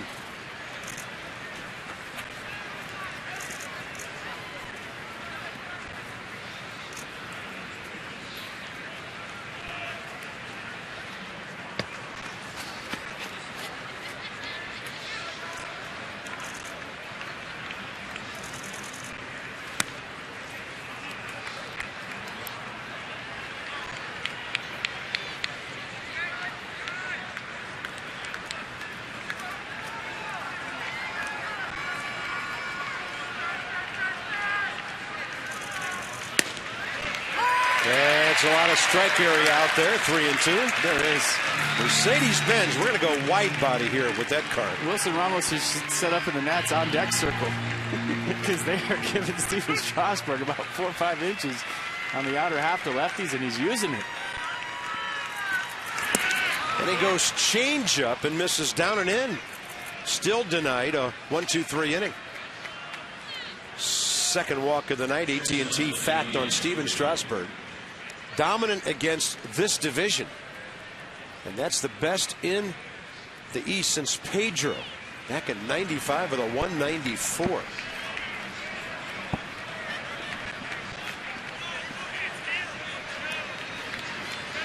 Here's Echeverria. Big RBI single for him last time up. He made Strasburg pay for a 2-out walk of Coughlin, who he just passed again.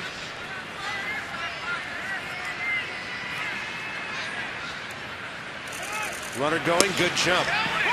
No throw. Coughlin rips the bag, and we know that he can run. He's just been hurt so much the last couple of years, and that's his first steal of the year. You say good jump? I say he left before Strasburg even started. It'd be the jump of the year.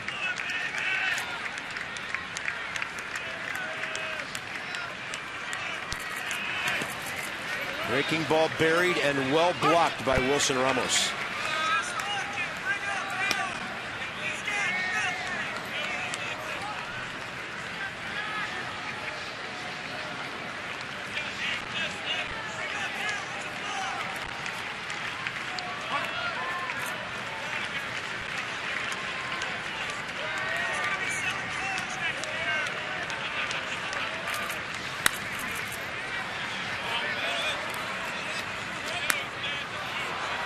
He is looking for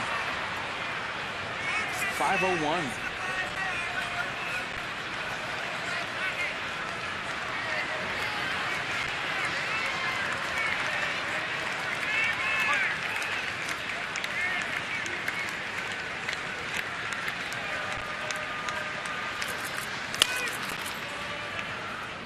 Count stays 1-2. When Echeverria Carp gets in these swing modes, you don't have to throw him a strike. He's definitely proven the fact that, you know, he'll have patience. It almost seems like he designates at-bats to where I'm going to see some pitches this at-bat. And then in a 2-strike count, he gets into swing mode to where he really can't stop. 254 with Toronto last year in 41 games. He hit .312 at Vegas, AAA before the trade. Yeah, he's swinging right now for this next 1-2 pitch. Marlins box. First inning double Solano. Ground ball Yelich after Lucas advanced it. Ruggiano led off the second with his 18th home run. And then Echeverria, the aforementioned 2-out RBI hit in the fourth.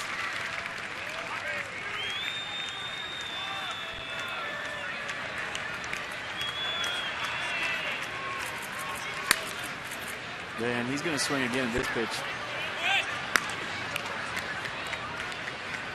And if you're thinking, well, you know, what's a good pitch right here? I would say higher than high, lower than low. Meaning, you know, you throw one up around his helmet, but for a strike, or over the plate, I should say, correctly. Or out of the strike zone down and see if he chases something in the dirt. Stephen having to work long and hard to get through this 6th inning. Due to bat third in the bottom of this frame. Bullpen phone just rang. And Echeverria skies one to center. Denard Span just moving to the spot where he knows it'll be. Could be it for Steven Strasburg on the home diamond this year.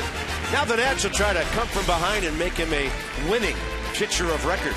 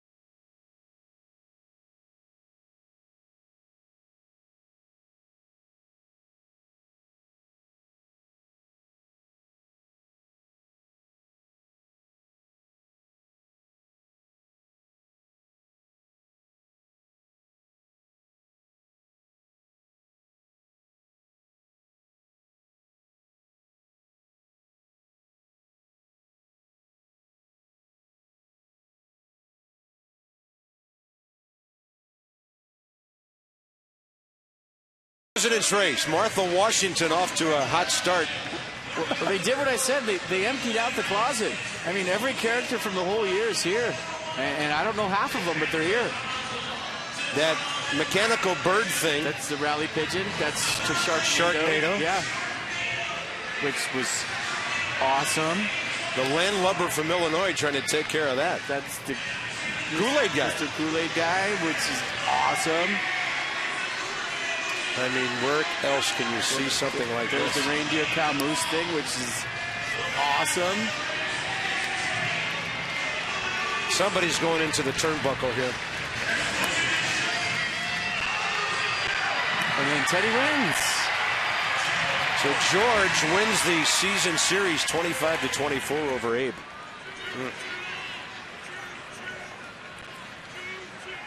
Try to gather our thoughts here for the bottom of the sixth. Yeah, that was like a weird dream.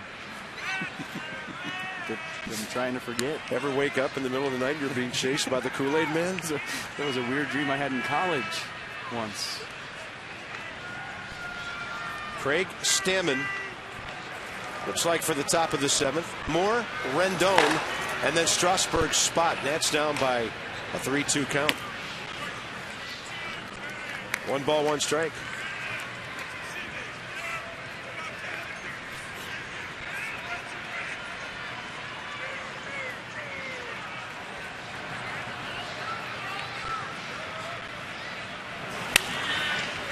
Second inning of work for Ryan Webb, who gave up a base hit. There was an error last inning, but he stranded 2. 9 o'clock. Second half of a long day at the ballpark. We've had 2 of those this week. The weather just relentless last night. And the Nats off to St. Louis after this. They're playing a Sunday night game in Milwaukee. And trailing 4-1. 1-2 pitch hits Tyler Moore. Kind of on the opposite side of his body from home plate. And the Nats have another leadoff man on. That is 4 innings in a row with the first guy on base. Well, 1-run game, 2-strike pitch. This is a big mistake. And you see the slider right there from Webb just squirts out. Gets more on the backside, and Nats with a leadoff man aboard. And it looks like Jeff Coburnis is going to run for Tyler Moore. Yeah, left-handed starter. Now they've turned it over to their mostly right-handed bullpen. So we could see Adam LaRoche before the night's over. Coburnis for Moore.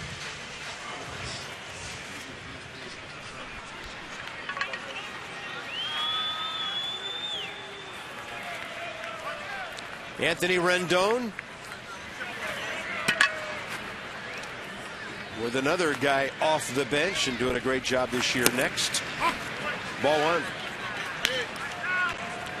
Rendon based it up the middle, a swinging strikeout, hitting in the 3rd and 4th innings. The left-hander, Dan Jennings, one of the Marlins' 4 southpaws.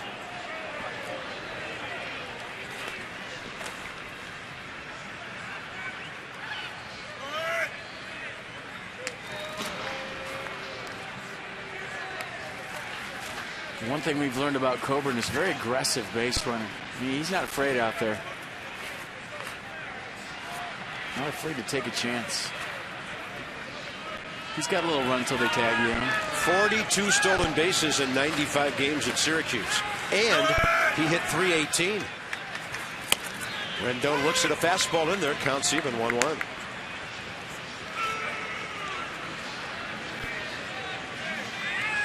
Steve Lombardozzi, switch hitter, waiting.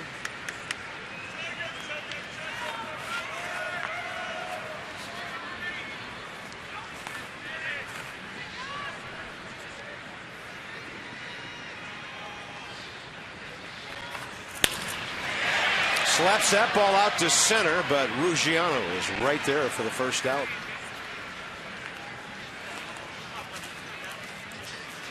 Nats box score as Lombardozzi will pinch hit for Strasburg. Nice action back in the 3rd when Rendon led off with a base hit. Strasburg sacrificed him. Denard Span up the middle RBI hit. Ryan Zimmerman up the middle RBI hit.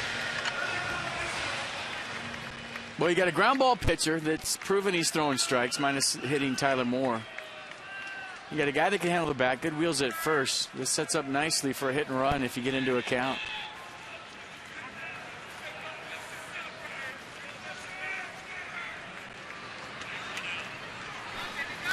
Oh, might have been going. A little hesitation getting back. Now watch the little hesitation. That's what Mike Redmond's looking for. You see that little jab step right there? He just told Redmond that he was going. So now it's up to Trent Jewett to either keep it on or take it off, or Redmond to throw over again, or maybe pitch out.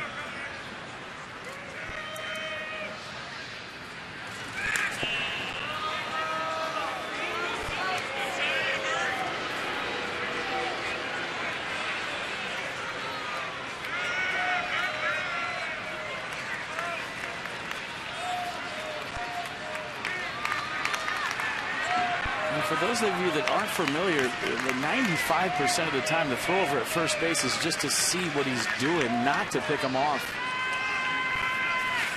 He's holding fastball low.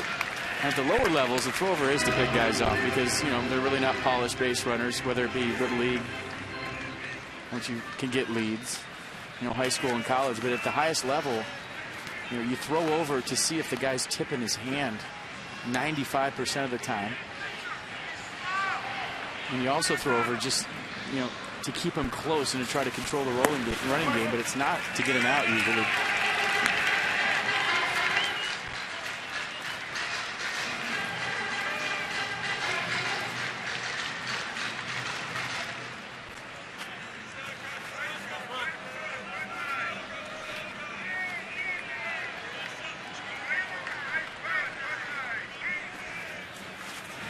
And with the runner holding, off to the left, 2 balls, 1 strike. Is this the count you were alluding to earlier? It was my favorite count to hit and run in. I mean, usually a fastball count. He has to throw a strike. I used to love the hit and run because I knew I was swinging. It takes all the mystery out of seeing the pitch and wondering if you're going to swing or not. You know right now you're going to swing, and you try to get the ball on the ground. But yeah, this is the count if you're going to do it. There he goes. Lombardozzi, left center, base hit. Coburnus streaking for third. Lombardozzi into second. He is safe. Fired up, too. Fist pump back to the bench. Clapping as he slides into second with a double. Great call by Davey Johnson and Trent Jewett right there to put the hit and run on. You know, everything was there, right? You got a good runner, a guy that can handle the bat. You take the mystery out of it. You know he's swinging. Coburnus rolling the head. He sees the ball in front of him. And Lombardozzi hustling into second base with a 1-out double. So runners at second and third, 1 out, down by 1. And that's going to do it for Webb. But great call by Johnson, Jewett. Great execution by Coburnus. And especially Steve Lombardozzi, baseball player. Natch trying to make the hit batter, who is in a pitcher's count, hurt the Marlins here. Denard Span on deck. They'll counter with the left-hander Dan Jennings. Webb done with 2 hits after an inning and a third. This call to the bullpen package by the UPS Store. We love logistics.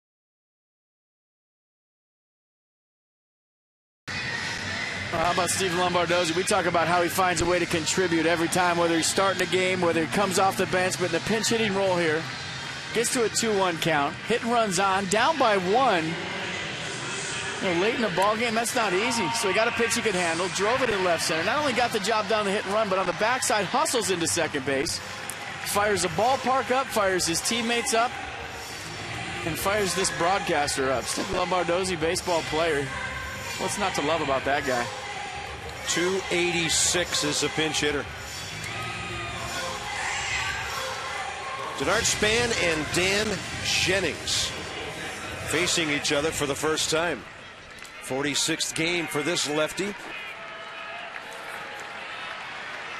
26 years of age.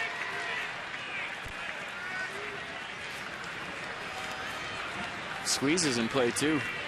Probably not with the go-ahead run on second. Oh, well, maybe. Thinking about it.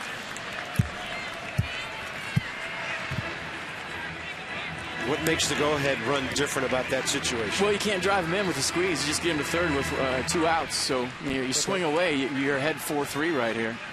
You squeeze or bunt, you're just playing for the tie. Span 1 for 3, base it up the middle for an RBI, back in the third. Target away. He will bunt and foul. And the reason he's doing that is because he doesn't feel comfortable right now. Maybe off Jennings. It's where the left on left thing's got him thinking a little bit. He knows he's got a hot hitter on deck behind him. But with just a runner on third here, Bob, I think it's a good play. But with the go-ahead run on second, I think a lot of managers would love for Denard Span to swing away.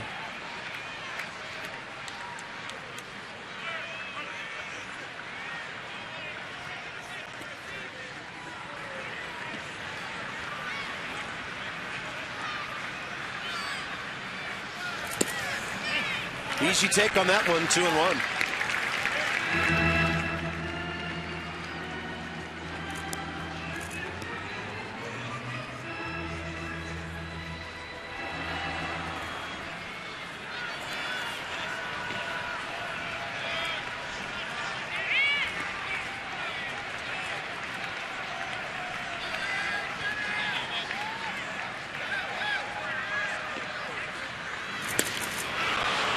Denard took a shot that was 80 upstairs.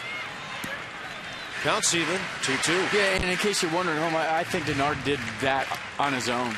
You know, that was not a sign put on by Jewett or Davey Johnson. He was just thinking, hey, I'll try for a base hit bunt right here and get out myself.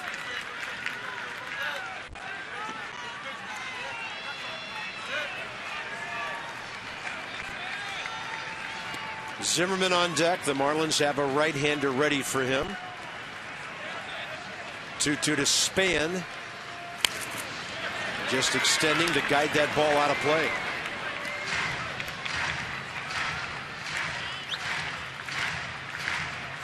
I'll tell you what, it's going to be tough to get one in front of Christian Yelich in left. He's playing very shallow. Luciano shading over to left center, playing shallow. And Giancarlo Stanton in right field cheating up too.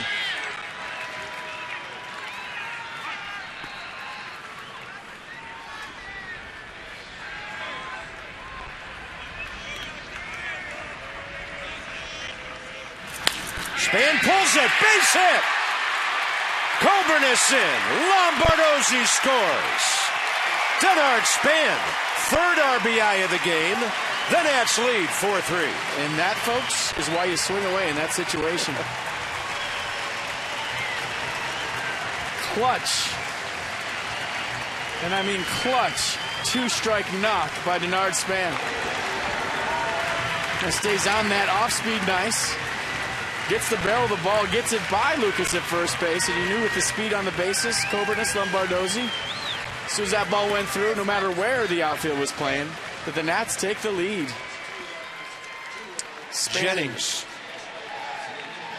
Jennings done.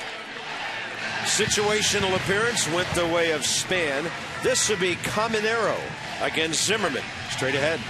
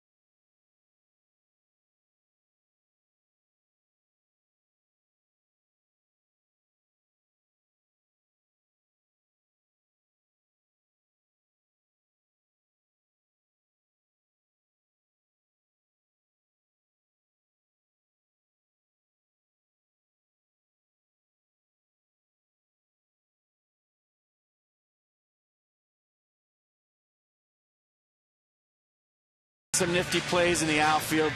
Base hit already, but none bigger than this. 2 strikes. Go ahead, run at second. Lombardozzi already doing his thing. And the left-on-left matchup doesn't pay off for Mike Redmond as Denard Span comes through in a big way once again. And check out the first base dugout. Everybody fired up. The fans over the dugout, hey, they are letting it all out. This place has been rocking since the first pitch tonight. Kudos to the fans that came. They have been unbelievable. And I hope some of them are the ones who stuck with this thing for so long last night. I mean, those tickets were good for tonight's second game, and hopefully they've been rewarded for their great diligence. Well, on Twitter last night I said for all those who stuck it out in the rain, a Natitude Medal of Honor. So whatever that's worth, I gave him one last night on Twitter. Caminero, Zimmerman 0 for 1 against him.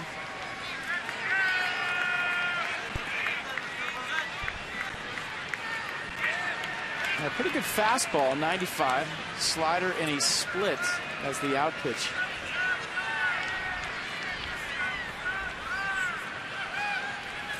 Span went dancing off the bat, thought he might be going, and then he paused. And the count to Zimmerman, 1-0. And this is where Denard Span as a threat on the bases, Carp, really comes in handy for Ryan Zimmerman, because now as a pitcher, I'm worrying about him. I'm speeding up my delivery. And what that has a tendency to do is leave a ball up and out over the plate for Zimmerman. Yeah, and it was, almost 2 weeks ago when Ryan told us in the clubhouse at New York after the game that it is no coincidence. And, of course, he gets a lot of the credit, but nothing unusual about the fact that Span's getting on base and Ryan Zimmerman has become a productive number 2 hitter. And then Jason Worth said the other night, well, I know he doesn't like hitting second because Ryan's always hit third or fourth or fifth earlier in his career, but he's got to be loving this. I mean, every time he bats, nearly every time, pitcher's off the stretch and somebody's in his head over at first base.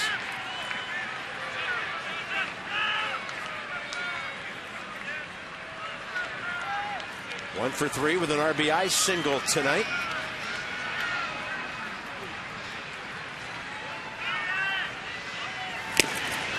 High gas from Caminero. 1 ball, 2 strikes. Nissan will track it. Yeah, that was 96 up in the zone. Walked by Caminero yesterday in batting practice. Or maybe the first day in batting practice on Friday. Large human. I mean, it's hard to tell on TV, but that is one big dude on the mound right now for the Fish. On a pitch down, Zimmerman goes to get it and flares it out to the gap where it's caught by Ruggiano.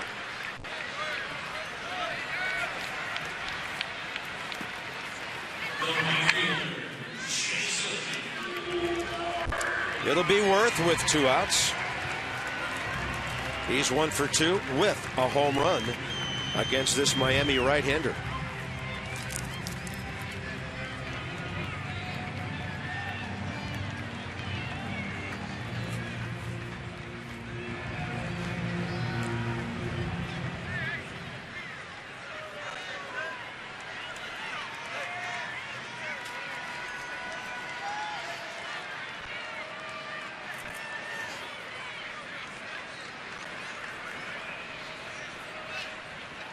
Span off and running. He could have stood up. And that's number 19, tying him with Ian Desmond for the team lead. Great jump right here. Watch that. Now off to the races. Not a good pitch to throw. And Coy Hill decides to eat it. Worth 77 RBIs. Zimmerman 77. Desmond 80.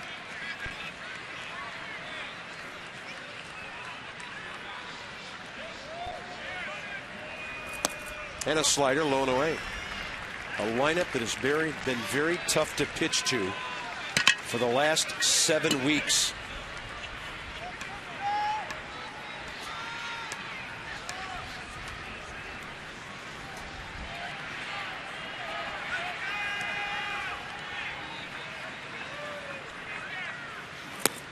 Ball 3. Well, Runner in scoring position, 2 outs. You'd think a green light situation for Jason Worth, right? Sure. One of the guys on the ball club that has the best knowledge of the strike zone and what kind of pitch you're trying to keyhole on 3-0. That would be the one bell tie right down the middle. That's a keyhole. Yeah.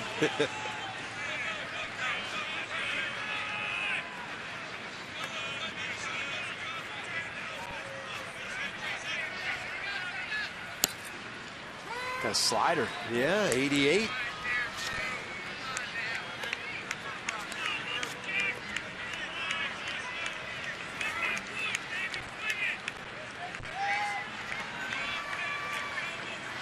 Nats have taken the lead 4-3 here in the 6th.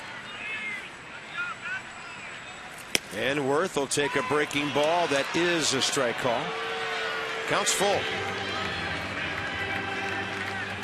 And 2 off-speed pitches back-to-back. First 3-0, now 3-1. Jason Worth has to be thinking, okay, 3-2, what's he going to do? But a guy throws 96, you got to stay on his feet.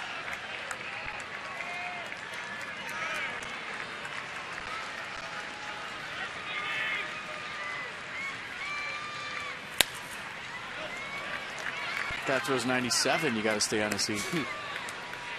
Archimedes Caminero, 26 years of age, from Santo Domingo. 9th year in professional baseball, first major league season. Craig Stammen is more than ready in the bullpen.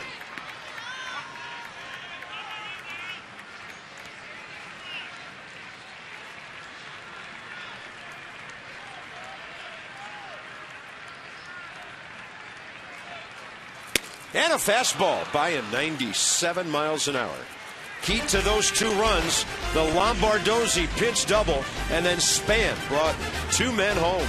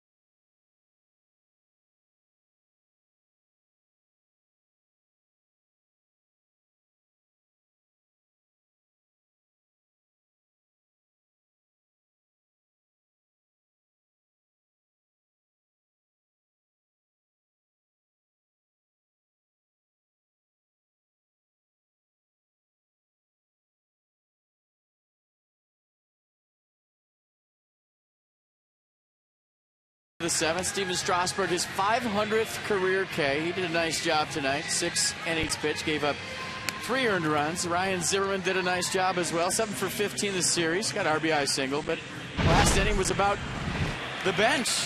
Coming off of it, Steve Lombardozzi gets into a 2-1 count. Trent Jewett put on the hit and run. He did a nice job of putting it in play in the gap, hustled to second base, and that set the stage for Denard Span, who's been doing everything in the month of September. Big knock, puts his ball club up by 1. Fans approve, bench approves. Everybody in red digging it. Adam LaRoche will bat 7th and play first base after they pinch ran for Tyler Moore. And here's Craig Stammen, first appearance of this series. And Craig making his 54th of the year, nearly 80 innings, 79 strikeouts. Leadoff man for the Marlins, Coy Hill.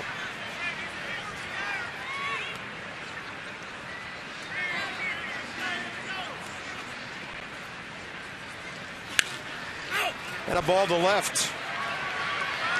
Bryce Harper. The ball's still fair when he makes that running grab for the first out. 7th inning. MLB.com at bat celebrating 5 years as the #1 mobile app for live baseball with Nats live audio, pitch tracking, stats, and video. Download it now at bat to 31826. Visit Nationals.com to check it out.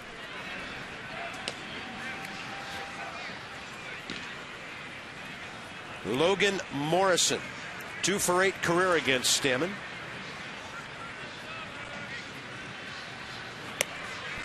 And Morrison in this series 2 for 7 with a walk.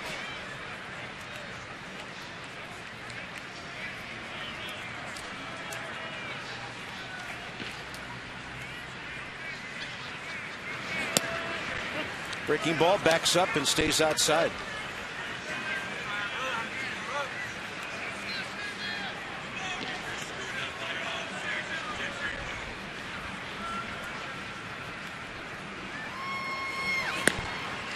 And that one's even too far out to get that strike call.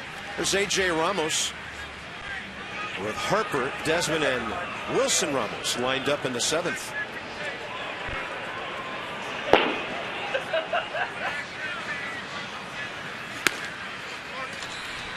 And Stammen, a rare 4-pitch walk to the pinch hitter, Logan Morrison. On to St. Louis tomorrow night.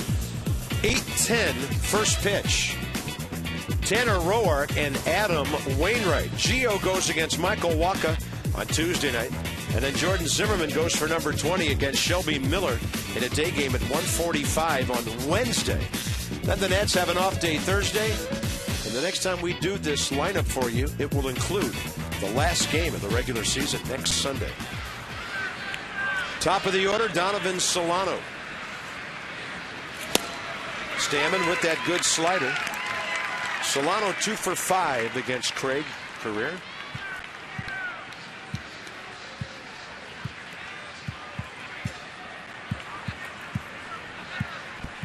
Swinging a lively bat in this series with 6 hits.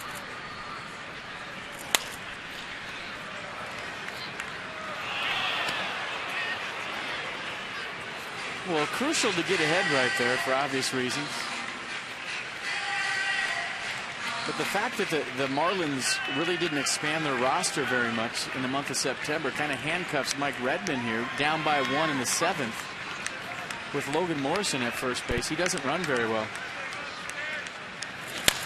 And a bouncing ball right side should put this one to the 7th inning stretch. Out at first on a 4-6-3. Craig Stammen atones for the walk with the double play ball. And the 7th inning stretch brought to you by the Hyundai Clearance Countdown. Visit your local Hyundai dealers this week. Time to stretch in D.C. Last time, regular season.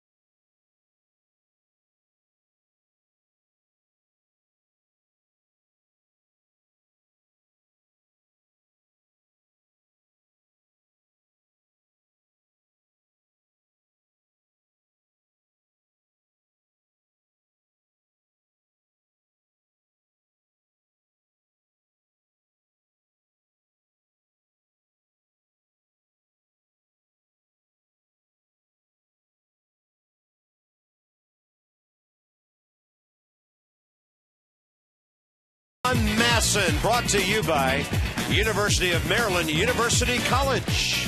and by your local BMW Center. The waters of the Anacostia right on their way down to the Potomac. And at the north end of that bridge sits Nationals Park. We're going to the bottom of the 7th inning. Tomorrow night, Adam Wainwright looking for number 18. He's been struggling, though. 5.5 ERA his last 5 times out. But he's still under 3 for the season. Tanner Roark has been amazing for the Nats. Bullpen, starter, you name it. He's 3-0 as a starter. 7-0 with a 1.08 ERA overall. So it's Roark against Wainwright tomorrow night in St. Louis.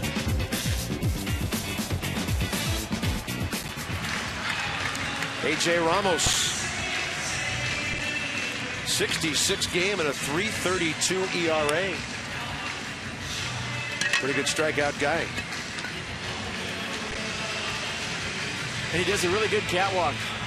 Last night during the rain delay, I saw the video on MLB Show today. He was in the visiting weight room doing his impersonation of a runway model, and it was good. I laughed at it. Oh, boy.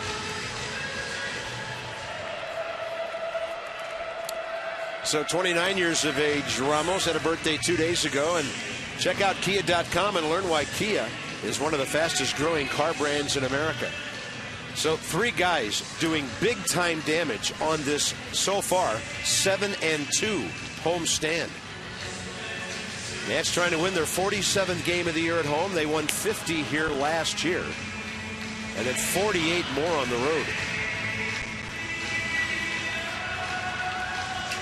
A lot of folks in this town in love with this team, and the way they've played now since the 1st of August, giving a lot of hope as we'll go rolling into next year. You know, Carl, I was thinking about that today before the first game. There's a lot of teams that I've been associated with that have packed it in late in the season. I'm talking at the major league level, to where when things didn't go the way they anticipated they'd go, you know, the team as a whole just kind of shut it down, took it to the house.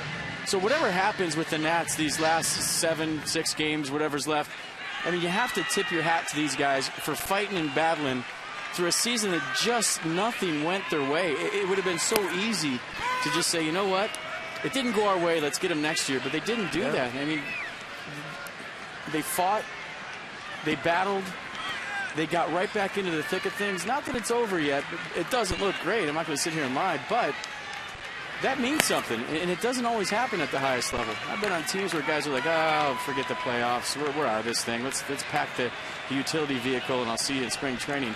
Not one guy in that clubhouse did that.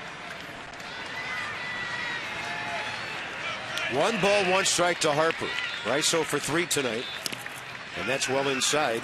And against A.J. Ramos, he's 1 for 1 with a double. So the bullpen's set up. Stammen did the 7th inning job. Clippard for the 8th.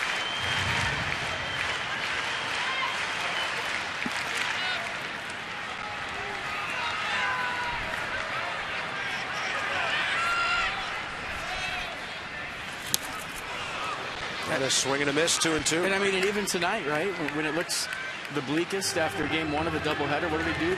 They battle, they fight, they come back to take the lead. Yeah, down 2-0 tonight. It's just an easy team to like. It really is.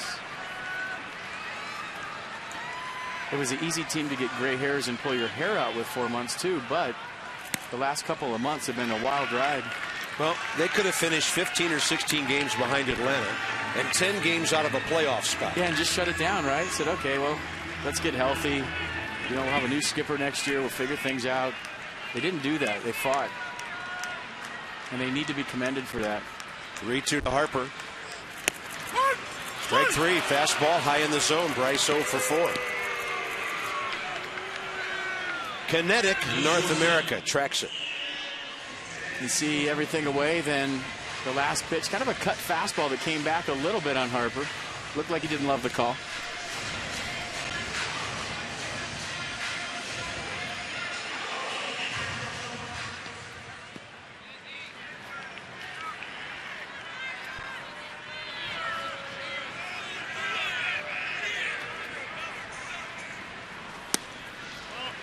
And that breaking ball had some action to it.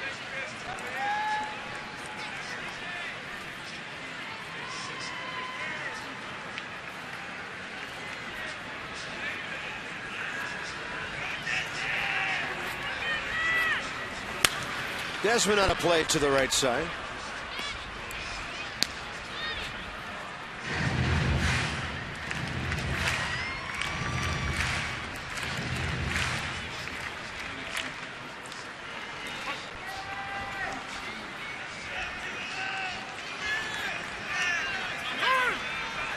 Time given. They just announced the final attendance figures for the season. Backing up FP's point about the fans as well. 32,746 paid for this one. And over 2,652,000 for the year. So nearly 35,000 paid for this game. And pardon me, 32,746 the final average.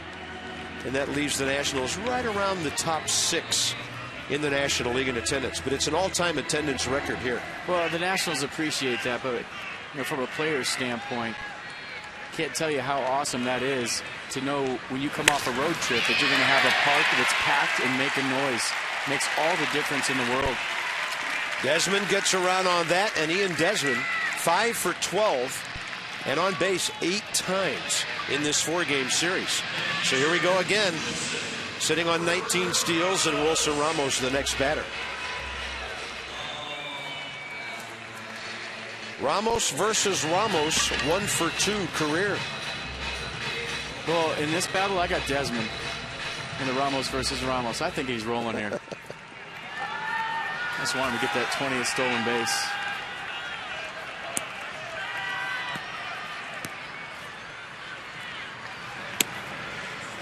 And a big looping breaking ball drops to the corner. I'm trying to think if the Marlins have thrown Wilson Ramos a first pitch fastball in this series. Can't remember one. Wouldn't blame him.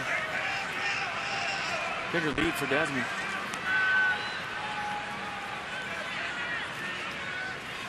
Had a little lean going right before Ramos went home and shut it down. Counts 0-2.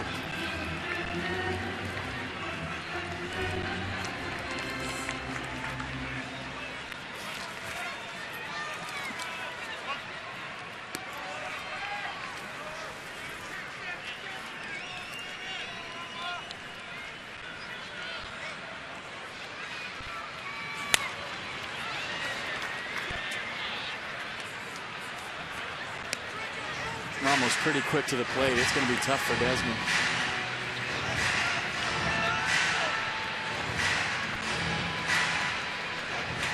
Nats have 82 steals on the year, and they're 22 for their last 23.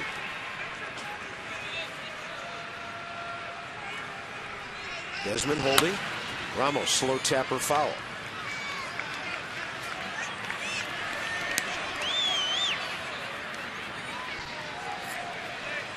Last year, the Nationals, 105 stolen bases, top 6 in the league. Right now, they have those 82, and this year, that's in the top 6. So, league not running as much as it did last year.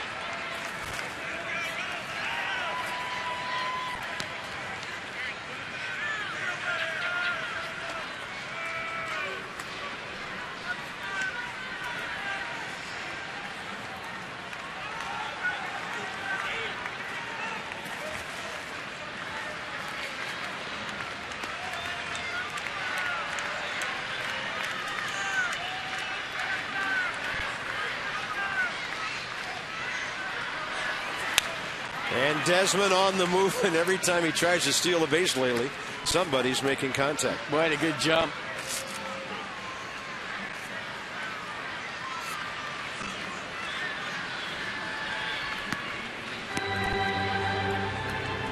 Yeah, 2 strikes, obviously. Ramos having to protect himself. Yeah, I used to like 1-2 better than 0-2. Sometimes 0-2 is a good count to pitch out on, and it's also a high fastball count. Leaning. Going. Outside. The throw. He's done it. Number 20 for Ian Desmond. And he's a 20-20 man.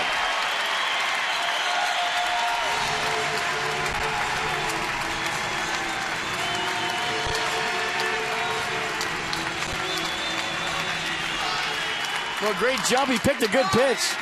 And he almost went before Ramos started and stole that base easily. Number 20 on the season. You can see the relief from Desmond once he got it. And only the 5th shortstop in the history of baseball to do it in back-to-back seasons. Look at the club that Ian Desmond just joined, folks. How about that? No, A-Rod won't do it again. Hanley Ramirez might do it again. I don't think Jimmy Rollins or Alan Trammell's going to do it again either. If Alan Trammell did it, that'll be it'd be a story. I'll tell you, that's really a good coaching staff if he does that. Yeah. And we'll see him. By the way, I heard you're jumping in their pool when we get there. Hey, now I got to call you out on this one. I'm the one that said that was not a good thing, and you said, no big deal. Well, everybody got mad about it. I'm not going in that pool. Well, unless they invite me. It's not like they went and desecrated the monuments at Yankee Stadium. It's a pool they usually rent out to Hooters girls during the game. So, I mean, you do have a point there. Dodgers are like, this is not exactly sacred ground. No, and there was nobody there. It was after they celebrated the clubhouse. Plus, the Diamondbacks threw at the Dodgers' heads twice this year. So I figured that's okay to do some cannonballs. Yeah. All you young people out there, stay out of people's pools after hours. Be invited. Unless they throw your heads, and then you can do whatever you want. Yeah. They're trying to hurt you. Take a dip. LaRoche on deck. 3-2 to Ramos. And he skies one to center field. Not that deep. Ian Desmond. Nothing he can do except return 2 outs. And Adam LaRoche will get his first at bat tonight. Final reminder here at home to become a season plan holder for next year. Bonus eCash multi-year price locks waiting for you.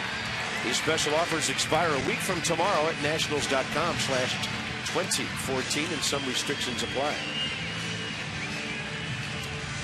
Adam LaRoche 0 for 5 career against A.J. Ramos. It's a big run sitting out there at second base. With Clippard queued up for the 8th, and then Soriano. Ball 1.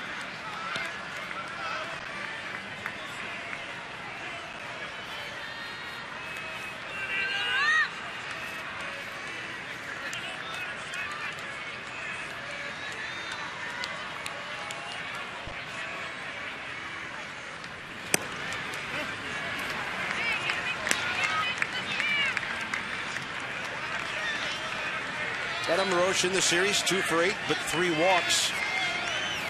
The last 2.5 weeks, just all over the bases with hits and bases on balls. 2-0 pitch, and he thought he might get something better than that and couldn't check his swing.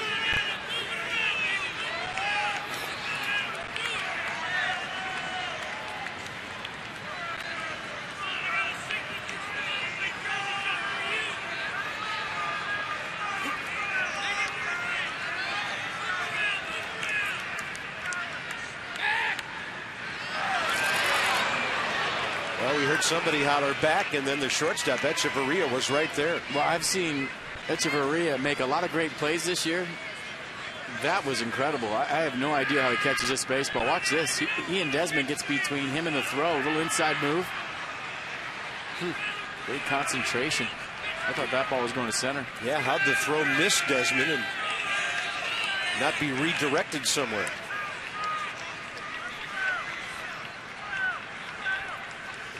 Way outside to Adam LaRoche.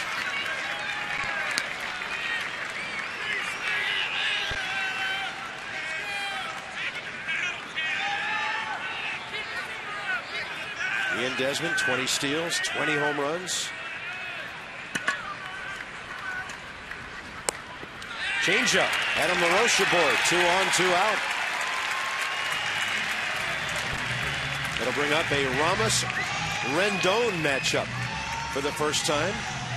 This copyrighted telecast presented by authority of the Washington Nationals and may not be reproduced or retransmitted in any form, and the accounts and descriptions of this game may not be disseminated without the express written consent of the Washington Nationals.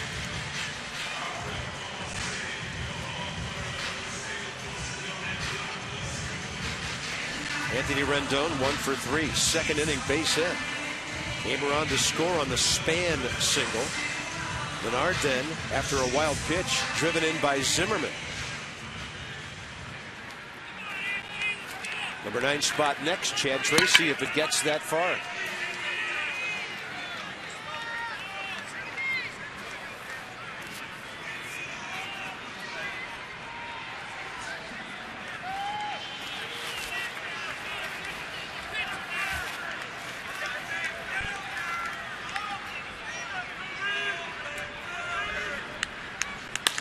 Rendon, hard hit at the shortstop edge of Area and to Solano. On to the 8th inning. Nats have stranded a lot of runners, 10, but they lead 4-3.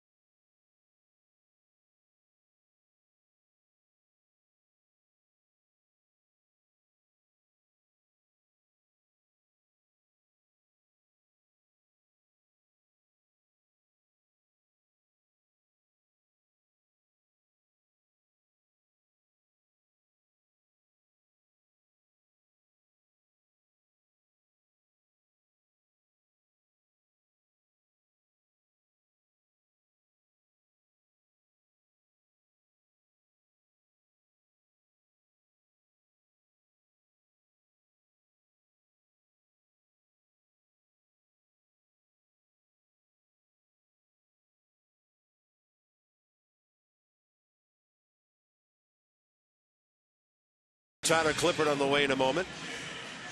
A lot of base runners tonight. A 4-3 ball game. The Nats started the night off great, 3 for 3 with runners in scoring position. Still lacking that 2-out hit, so it may be a close one that the bullpen will have to nail down. Yeah, Tyler Clippard and Soriano are going to have to be perfect here tonight. Trying to add on to that lead like they have recently pretty consistently. Just fell short a couple of times. Had their opportunities. Bases loaded, nobody out, didn't cash in. But, you know, got the clutch hits that they needed. Denard Span doing his thing like he's done the last 2 months. Steven Strasburg, good enough for a while tonight. The Nats still could make him a winning pitcher. And, you know, it's such an unusual year for him. I think he's kind of a microcosm of everything you've talked about, the crazy things that have happened to this team. Who would have thought he'd have 8, maybe 9 wins at this stage of the season? Yeah, I mean, he's had a weird year. The team's had a weird year. But, I mean, some milestones tonight. When you talk about the third quickest to 500 strikeouts in Strasburg, check. Ian Desmond going 2020 for the second year in a row. Only the 5th shortstop at Major League history to do that, check. So some good stuff going on in the last home game here at the ballpark.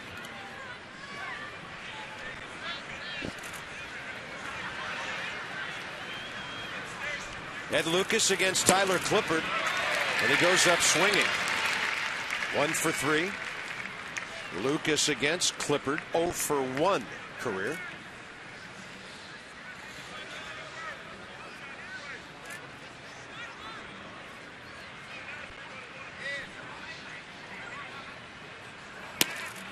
And a fastball outside.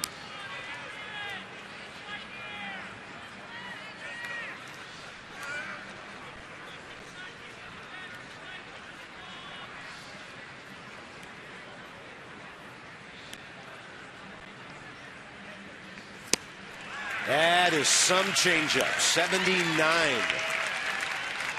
Disguises it well. 1 ball, 2 strikes.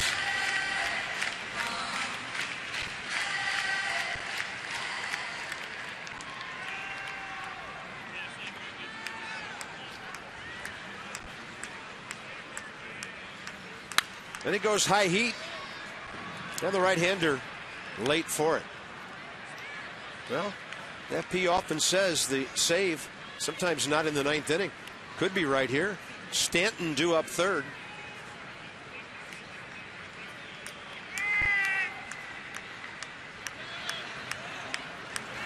And there's the changeup.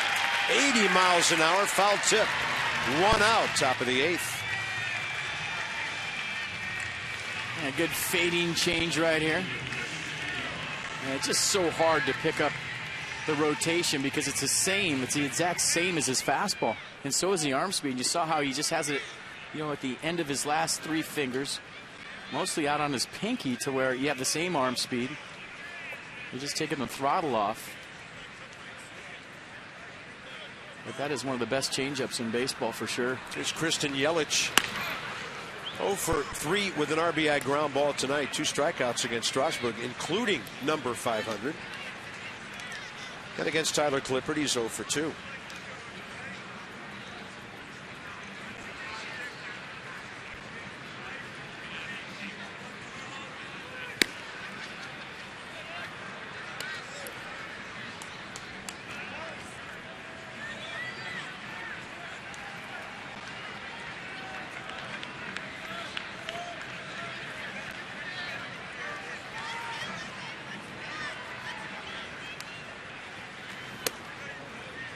And missing by a wide margin with a big man waiting.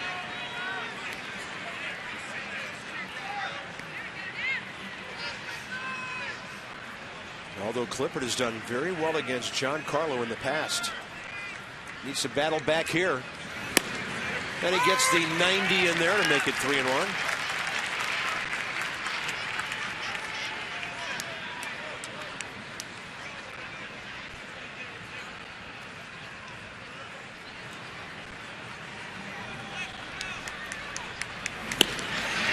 And he adds a few more MPH. The count goes full. Well, after the home run by Yelich in Game 1, the Nats have had success with anything on the outer half.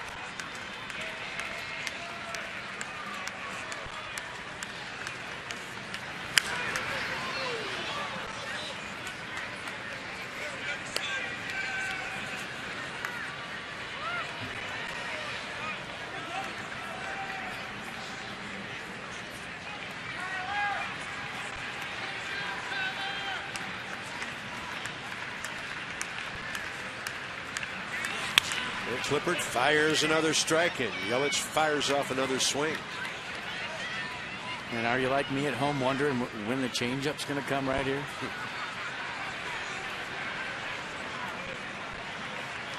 Everybody at home sitting dead red. Yeah. Susceptible. 3-2.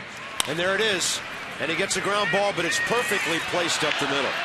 Better get it in. Yelich, he's going for 2. Took Span a minute to get the handle, and that's a double for Christian Yelich. So we like this guy from what we've seen of him the second half of the season. Well, that was made right out of the box. I mean, he didn't sit there and watch it. He put his head down as soon as it was hit, and because it was hit so slowly, and like you said, Carp, so perfectly, just a C&I single. Look at him busting it right here, and then he makes the turn, and there was no hesitation. Look at this. I mean, just off the end of the bat, trickling ground ball with eyes that Christian Yelich turns into a double. That's hustle. First base open. Clippard against Stanton, who does represent the lead run. That's hustle and speed. I mean, if you're slow, you can't do that. Sure. That was impressive. Fastball for a strike at 93. Stanton is only 2 for 11 career against Clippard. One of those hits, a double, a walk, 7 Ks.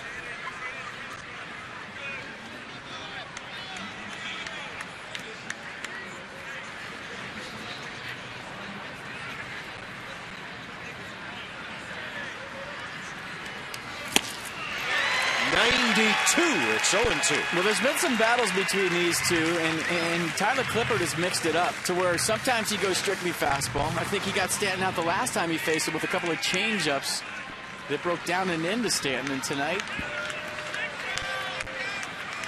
it's been the fastball. I want to say round 3 of the big situations where these two face each other.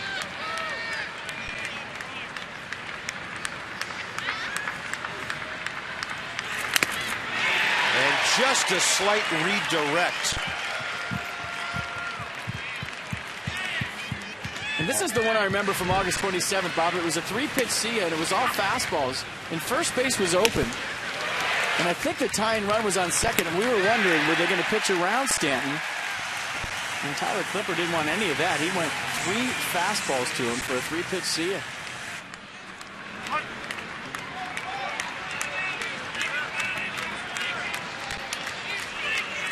Target in. Then to the other side. And if you're wondering why Wilson Ramos did that, that's, maybe for the runner at second, but as a hitter, you can feel a catcher when they set up inside. You're not necessarily peeking. You could just feel, especially a bigger catcher like Wilson Ramos, you can feel that presence when they come close to you and set up down and in. So maybe he wanted Stanton to feel that, and then he went back outside. I like the move.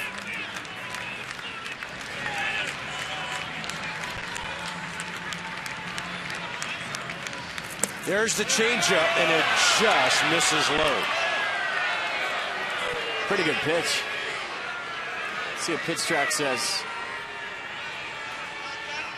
A good frame by Ramos. Didn't get the call.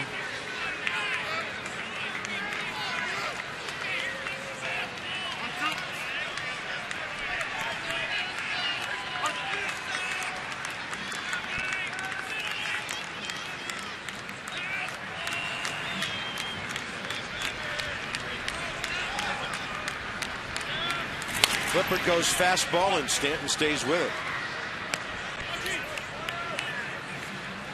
Well, you saw Clippard shake off Ramos twice right there to get to that fastball away. He was sure that was the pitch.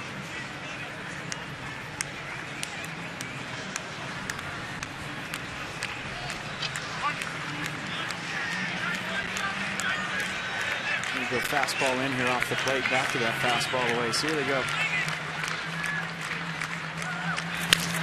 And a changeup, fair ball, and this game is tied. Down into the deep corner where Harper can only pick it up. Ryan Zimmerman tried to keep that ball on the infield. And the Marlins have tied it 4-4 here in the 8th.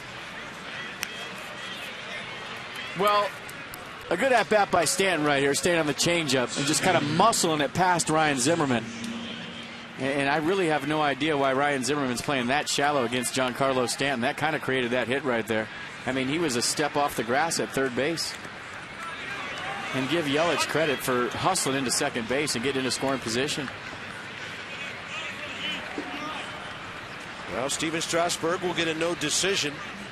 Ruggiano the batter, and he hits it straight back.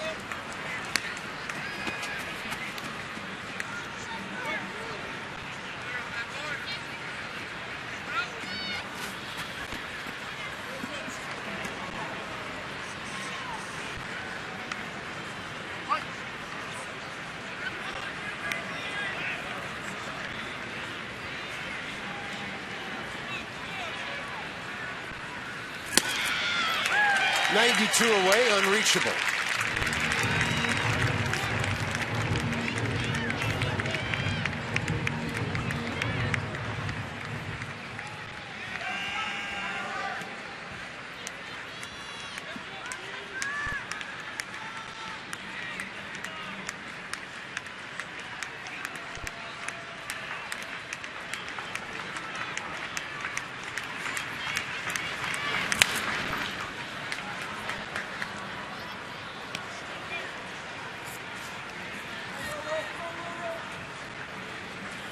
I mean, Tyler Clippard's done his job. Two just seeing eye ground balls, and this game is tied. And there was nothing anybody could do on defense about Yelich. He just read it, hustled, got into scoring position. It's an unfortunate turn for the Nationals right here. A nice job of battling back by the Marlins.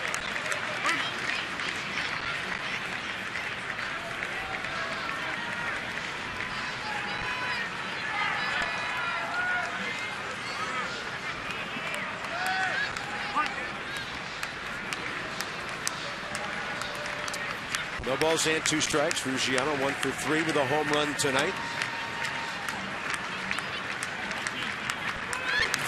And that's a breaking ball that was hanging up a bit.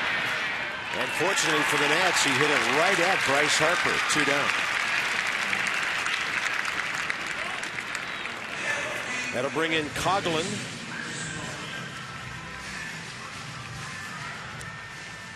You can win a hitting lesson with Ryan Zimmerman. Join Masson's Touch 'em All rewards for your chance to win the grand prize. Go to massonsports.com to sign up.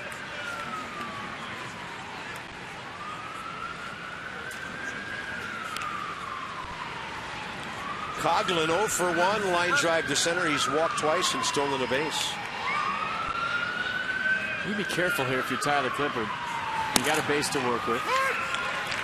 Gets a strike with a changeup. And you got a guy in Echeverria on deck that will swing to where you can expand your zone.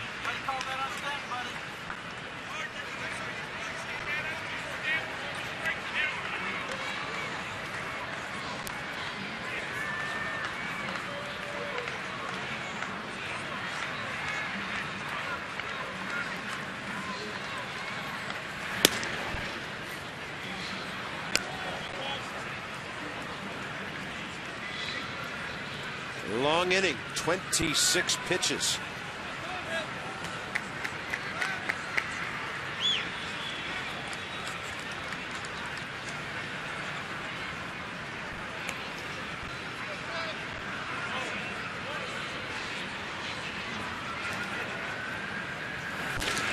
That's some pretty good gas up and away, 92.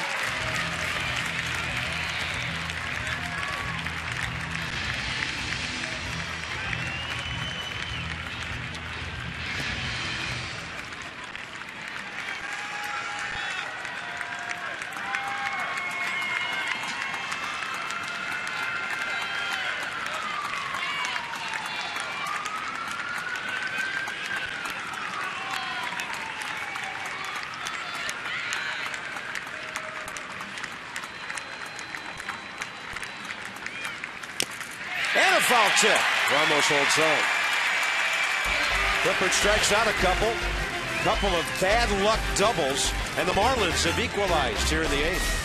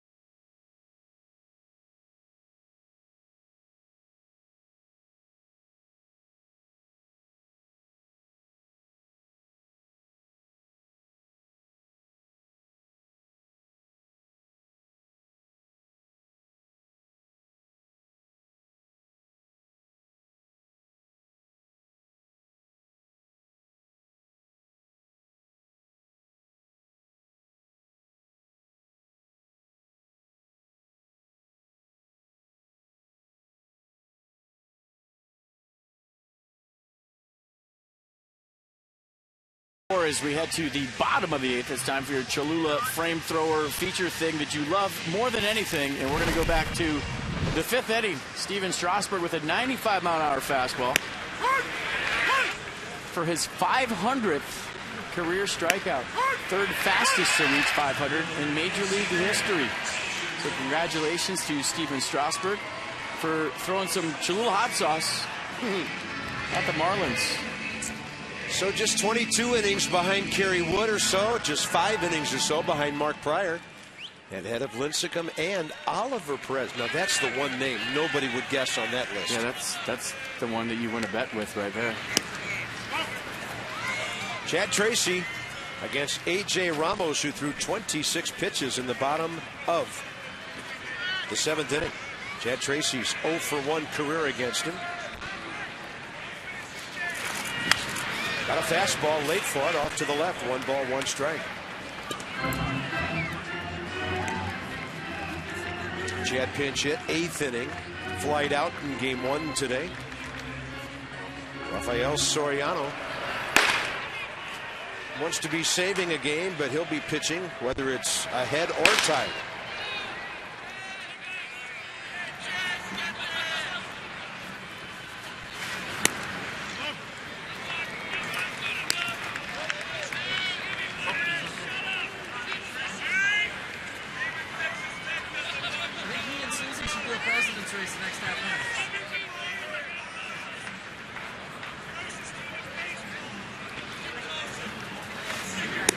And a breaking ball drops in there.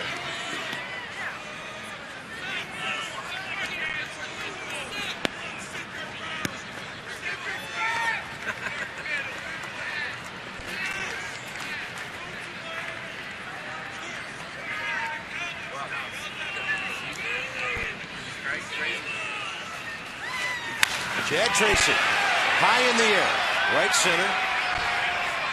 Stanton, the call, takes it in front of Ruggiano. 2 out, or 1 out. It's time for your Kia Drive of the Game, brought to you by Kia. Visit kia.com to learn why Kia is one of the fastest growing car brands in America. How about number 2, Denard Span, with a couple of hits tonight. 2. This one plated 2. 2 at that time put the Nats up by 1. Made this game 4-3, and the Marlins have gone on to score another one in the 8th, and that's where we stand, all tied at 4. Yeah, first 2 batters in the lineup have all the RBIs tonight. Ground ball right at the shortstop. Echeverria, 2 down. A.J. Ramos continues to impress.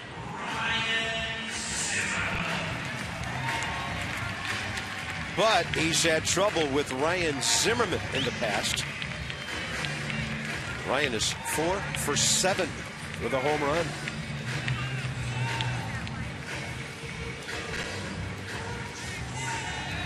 Ramos' 7th inning here in the Nats' 3-2 win on Thursday night. And Ryan Zimmerman had a 2-out single the opposite way against him.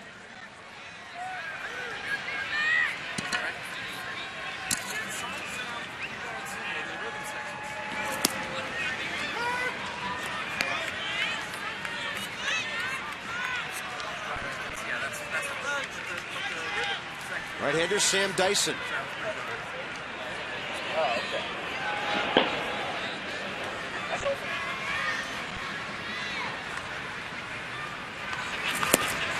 That is a nasty breaking ball there. 82, wicked, 0-2.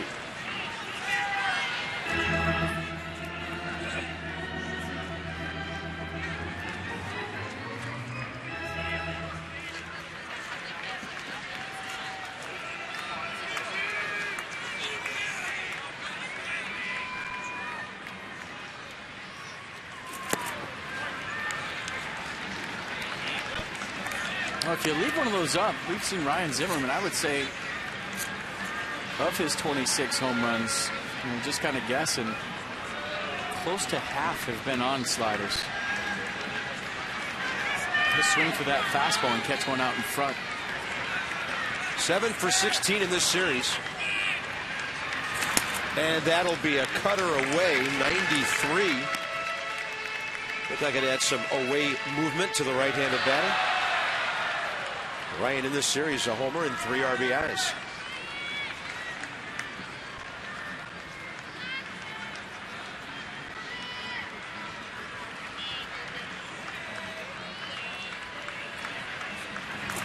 That's a breaking ball, hammered out to center, and Ruggiano right there at the edge of the track.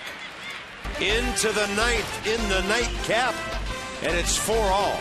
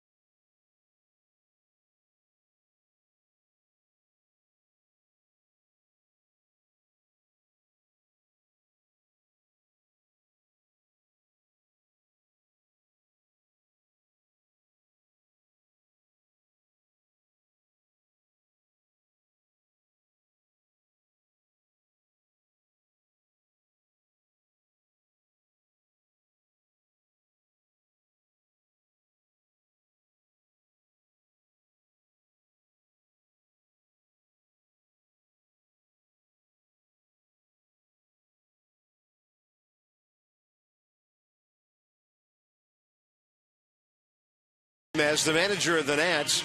Wonderful pregame ceremony before Game 1 this afternoon. And a great playing career that turned into a possible Hall of Fame managing career. 86 World Championship with the Mets. Look at that, almost 600 wins. Over 200 with the Reds in 3 years. He would be a manager of the year in the American League in Baltimore. On to L.A.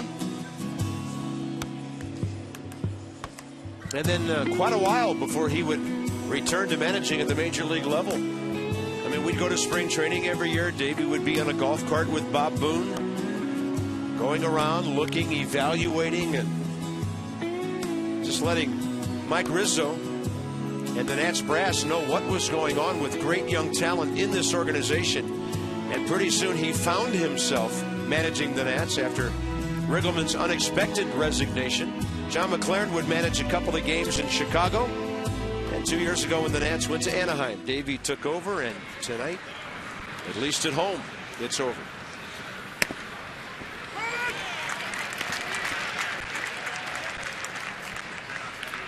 Soriano with a high strike to Echeverria. Top of the ninth underway. The young right-handed hitter, 0 for 2 career against the Nats closer. It's a good breaking ball to the outside edge. Kind of like the tropical music in the back of that. Davey Johnson telling me he's heading to Bora Bora in the offseason. Good for him. I told our crew I'm in the mood for a luau after listening to that. You know those that hotel with the huts out on the water?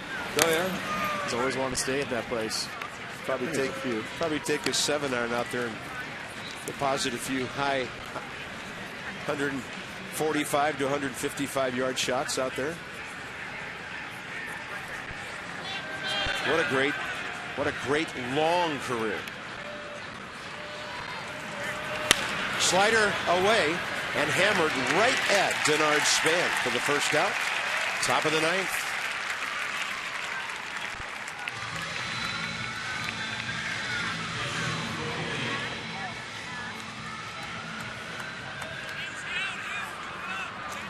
Coy Hill, the catcher. And again, Soriano 0 for 2. He's 0 for 3 tonight, and nothing for 6 in the series. Rendon right there. 2 outs. And it'll be Soriano against Greg Dobbs, the pinch hitting specialist.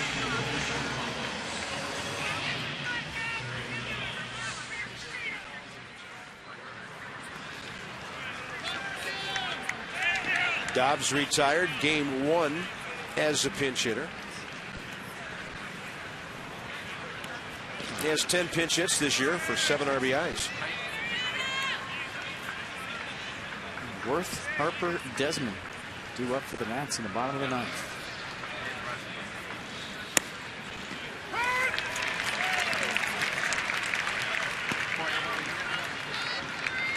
Looks like they'll face Dyson if it's tied. And of course, if the Marlins would score, Cishek warming alongside.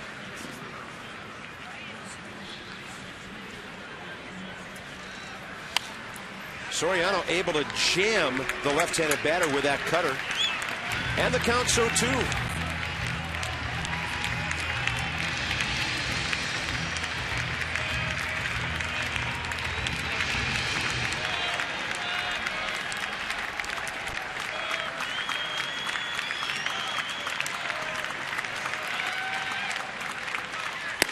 Swing and a miss, and a 1-2-3 ninth for Soriano. Worth, then Harper, and then Desmond.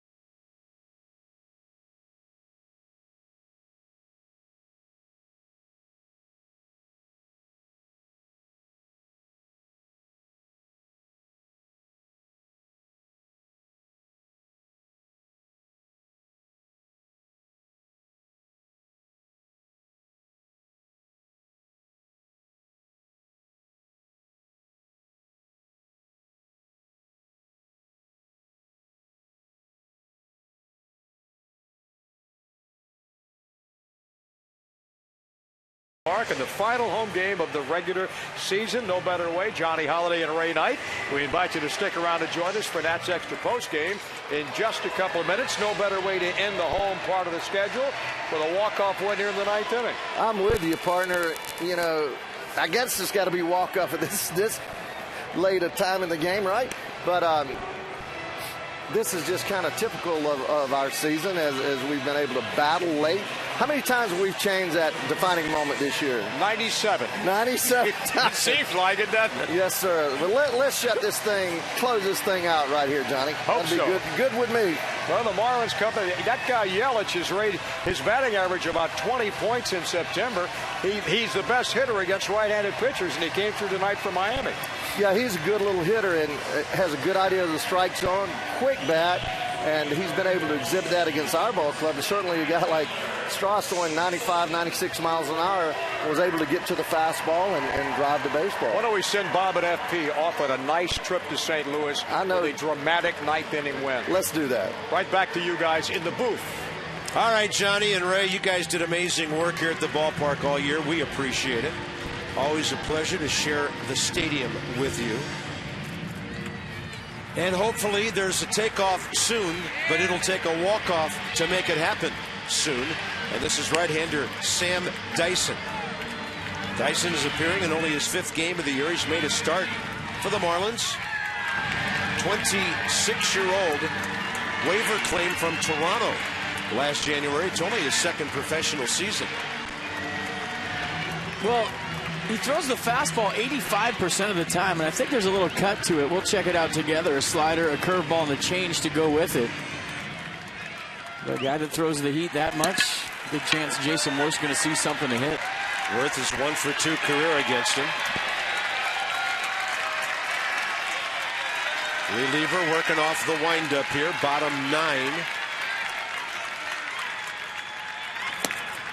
Fastball sinks, ball 1.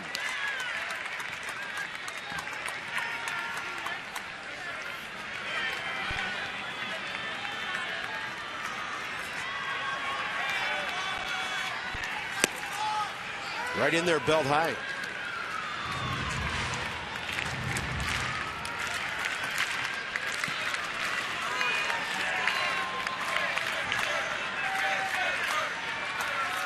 And a breaking ball up, heading to the corner, staying fair, hitting off the wall. He's going to have to hustle, and Worth is at second base to lead off. 2 for 5 night. He's hit the ball on the nose 3 times. High fives in the stands. Fans loving the fact that Jason Worth just led off the 9th with a double. And I'll tell you what, you look at that swing right there. Sam Dyson's lucky that this game's not over. That was a hanger. And the fact that Jason Worth took that 1-0 fastball told me that he was looking for something off speed. And even though Dyson throws that fastball 84% of the time, he got the pitch he was looking for. And I wonder if Bryce Harper is thinking about bunting right here. We've seen him do it in these situations before. Ground ball to second does the trick, getting Worth to third. But he can also walk him off with a base hit. Let's see what he decides to do. Bryce Harper 1 for 1 career against Dyson.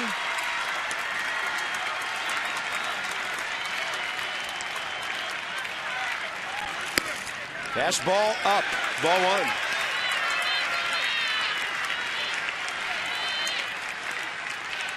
1. Well, in that sit-down he did with Julie the other day, he said he wants to be up at the bottom of the 9th with the game on the line. That's the situation he loves to be in. Well, here you go.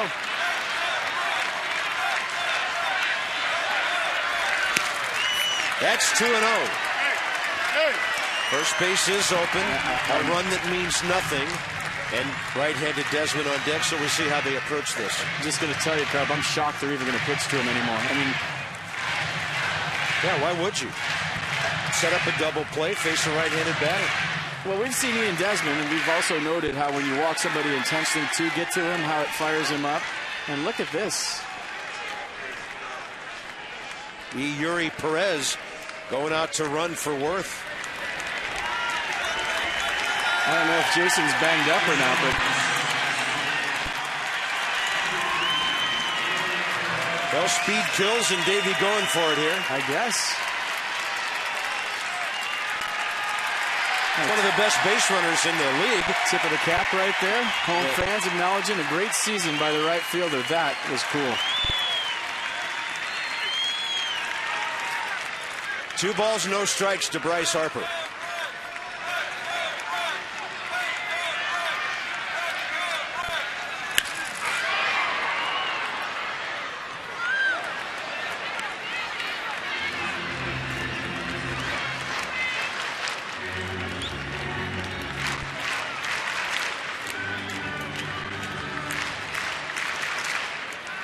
Yuri Perez can absolutely fly.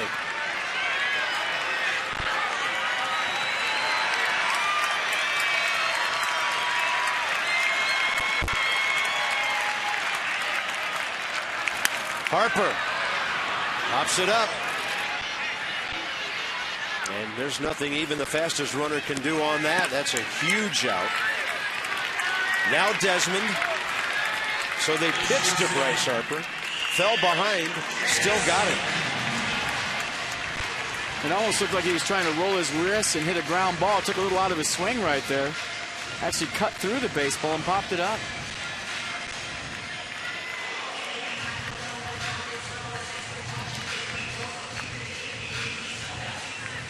Ian Desmond, a walk, a base hit, a stolen base tonight. And again, Sam Dyson, 1 for 2 with a home run. They're not going to pitch to him. They know Ramos doesn't run well, and they want to set up a double play. Oh, did you see that first pitch by Dyson? It was 84 and a pitch out. Look at this. He's not messing around.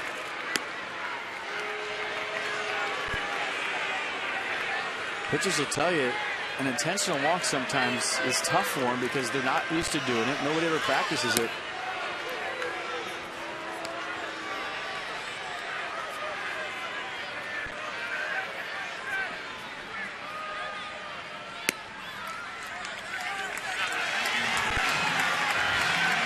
Wilson Ramos 0 for 2 career against Sam Dyson.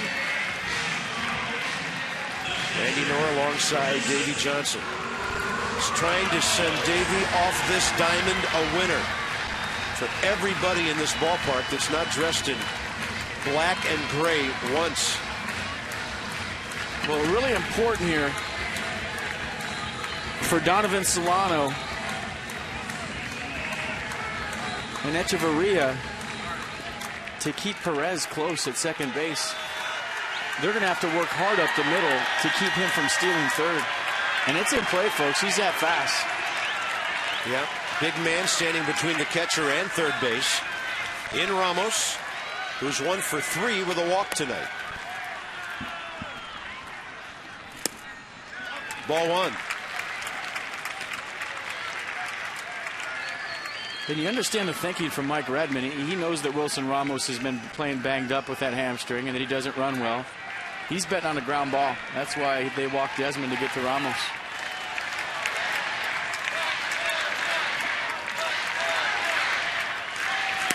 Fastball up and double steal.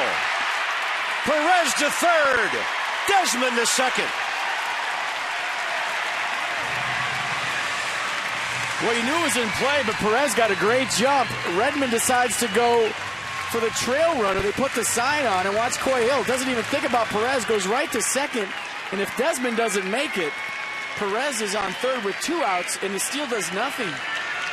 And you might wonder why they don't walk Ramos here. Well, there's a left-hander, Adam LaRoche, on deck. You love the aggressive play right there, but the big part was Desmond on the backside. That's not easy to get the same jump as the guy on the front side does. That was key. 2-0 pitch. Line drive foul, and Tony Tarasco had to duck on that one. Well, Wilson Ramos, 56 RBIs in 72 games. And the count's still in his favor, 2-1. The trail runner is key. You have to keep your eyes on the lead runner, and Ian Desmond did. And you see him looking in, and he realized the throw was coming his way. Watch Desmond. He's looking at Perez, and he got the same jump. So he did that on his own. You just don't give a steal sign to third base. You give a guy a green light saying, if you get your best jump, go. Perez got his best jump, but then Desmond did behind him. And that was huge. 2-1 pitch. Ramos takes it off the plate, ball 3.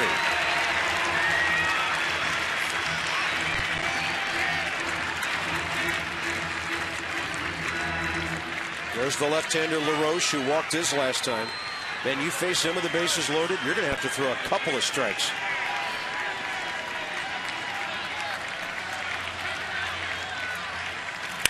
Ramos, third base, ball booted, Nationals win.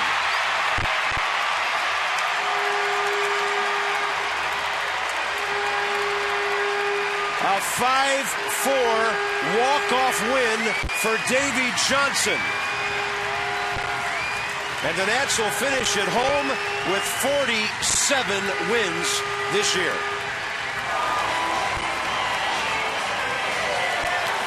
Well, we talked about how a lot of teams would have shut it down this year. This ball club didn't.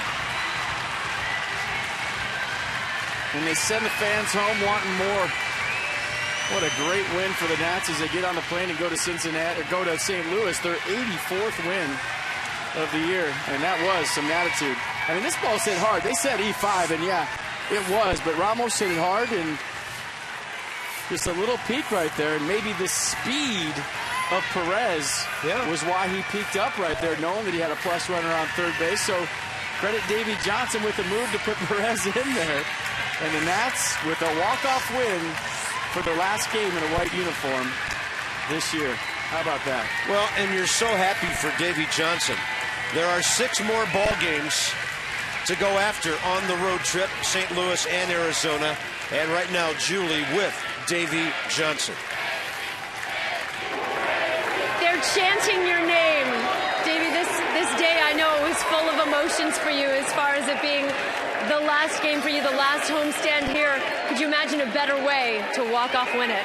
I can imagine a lot better ways. Giving up the lead, the Clip doesn't usually do that, but I mean, error gives us a win. It's a wonderful feeling, to get a win here my last time here. Wonderful. I know you said that this is the favorite of all the teams that you've managed. What will you remember most about working with these guys here in Washington? Well, I mean, it's such a great city, and this is where I fell in love with Major League Baseball in Tinker Field with the old Washington Senators. So being able to finish my career here is just a blessing. I know in the beginning you said playoffs or bust, World Series or bust. How do you feel now at this point? Well, it ain't over yet. We still got a chance, so hang in there, hang with me. I think they're hanging with you. And I just want to ask you one more question about this fan base. Record-setting attendance this season. What is it like playing here in front of these fans who were here last night for the rain delay, by the way? Well, I love this area. All my kids were born in this area. It's home to me, so they're great fans. And, I regret we didn't give them a championship last year. We still got a chance this year. Congratulations on everything. Thank you so much, Dave. Thanks, Judy. Thank you.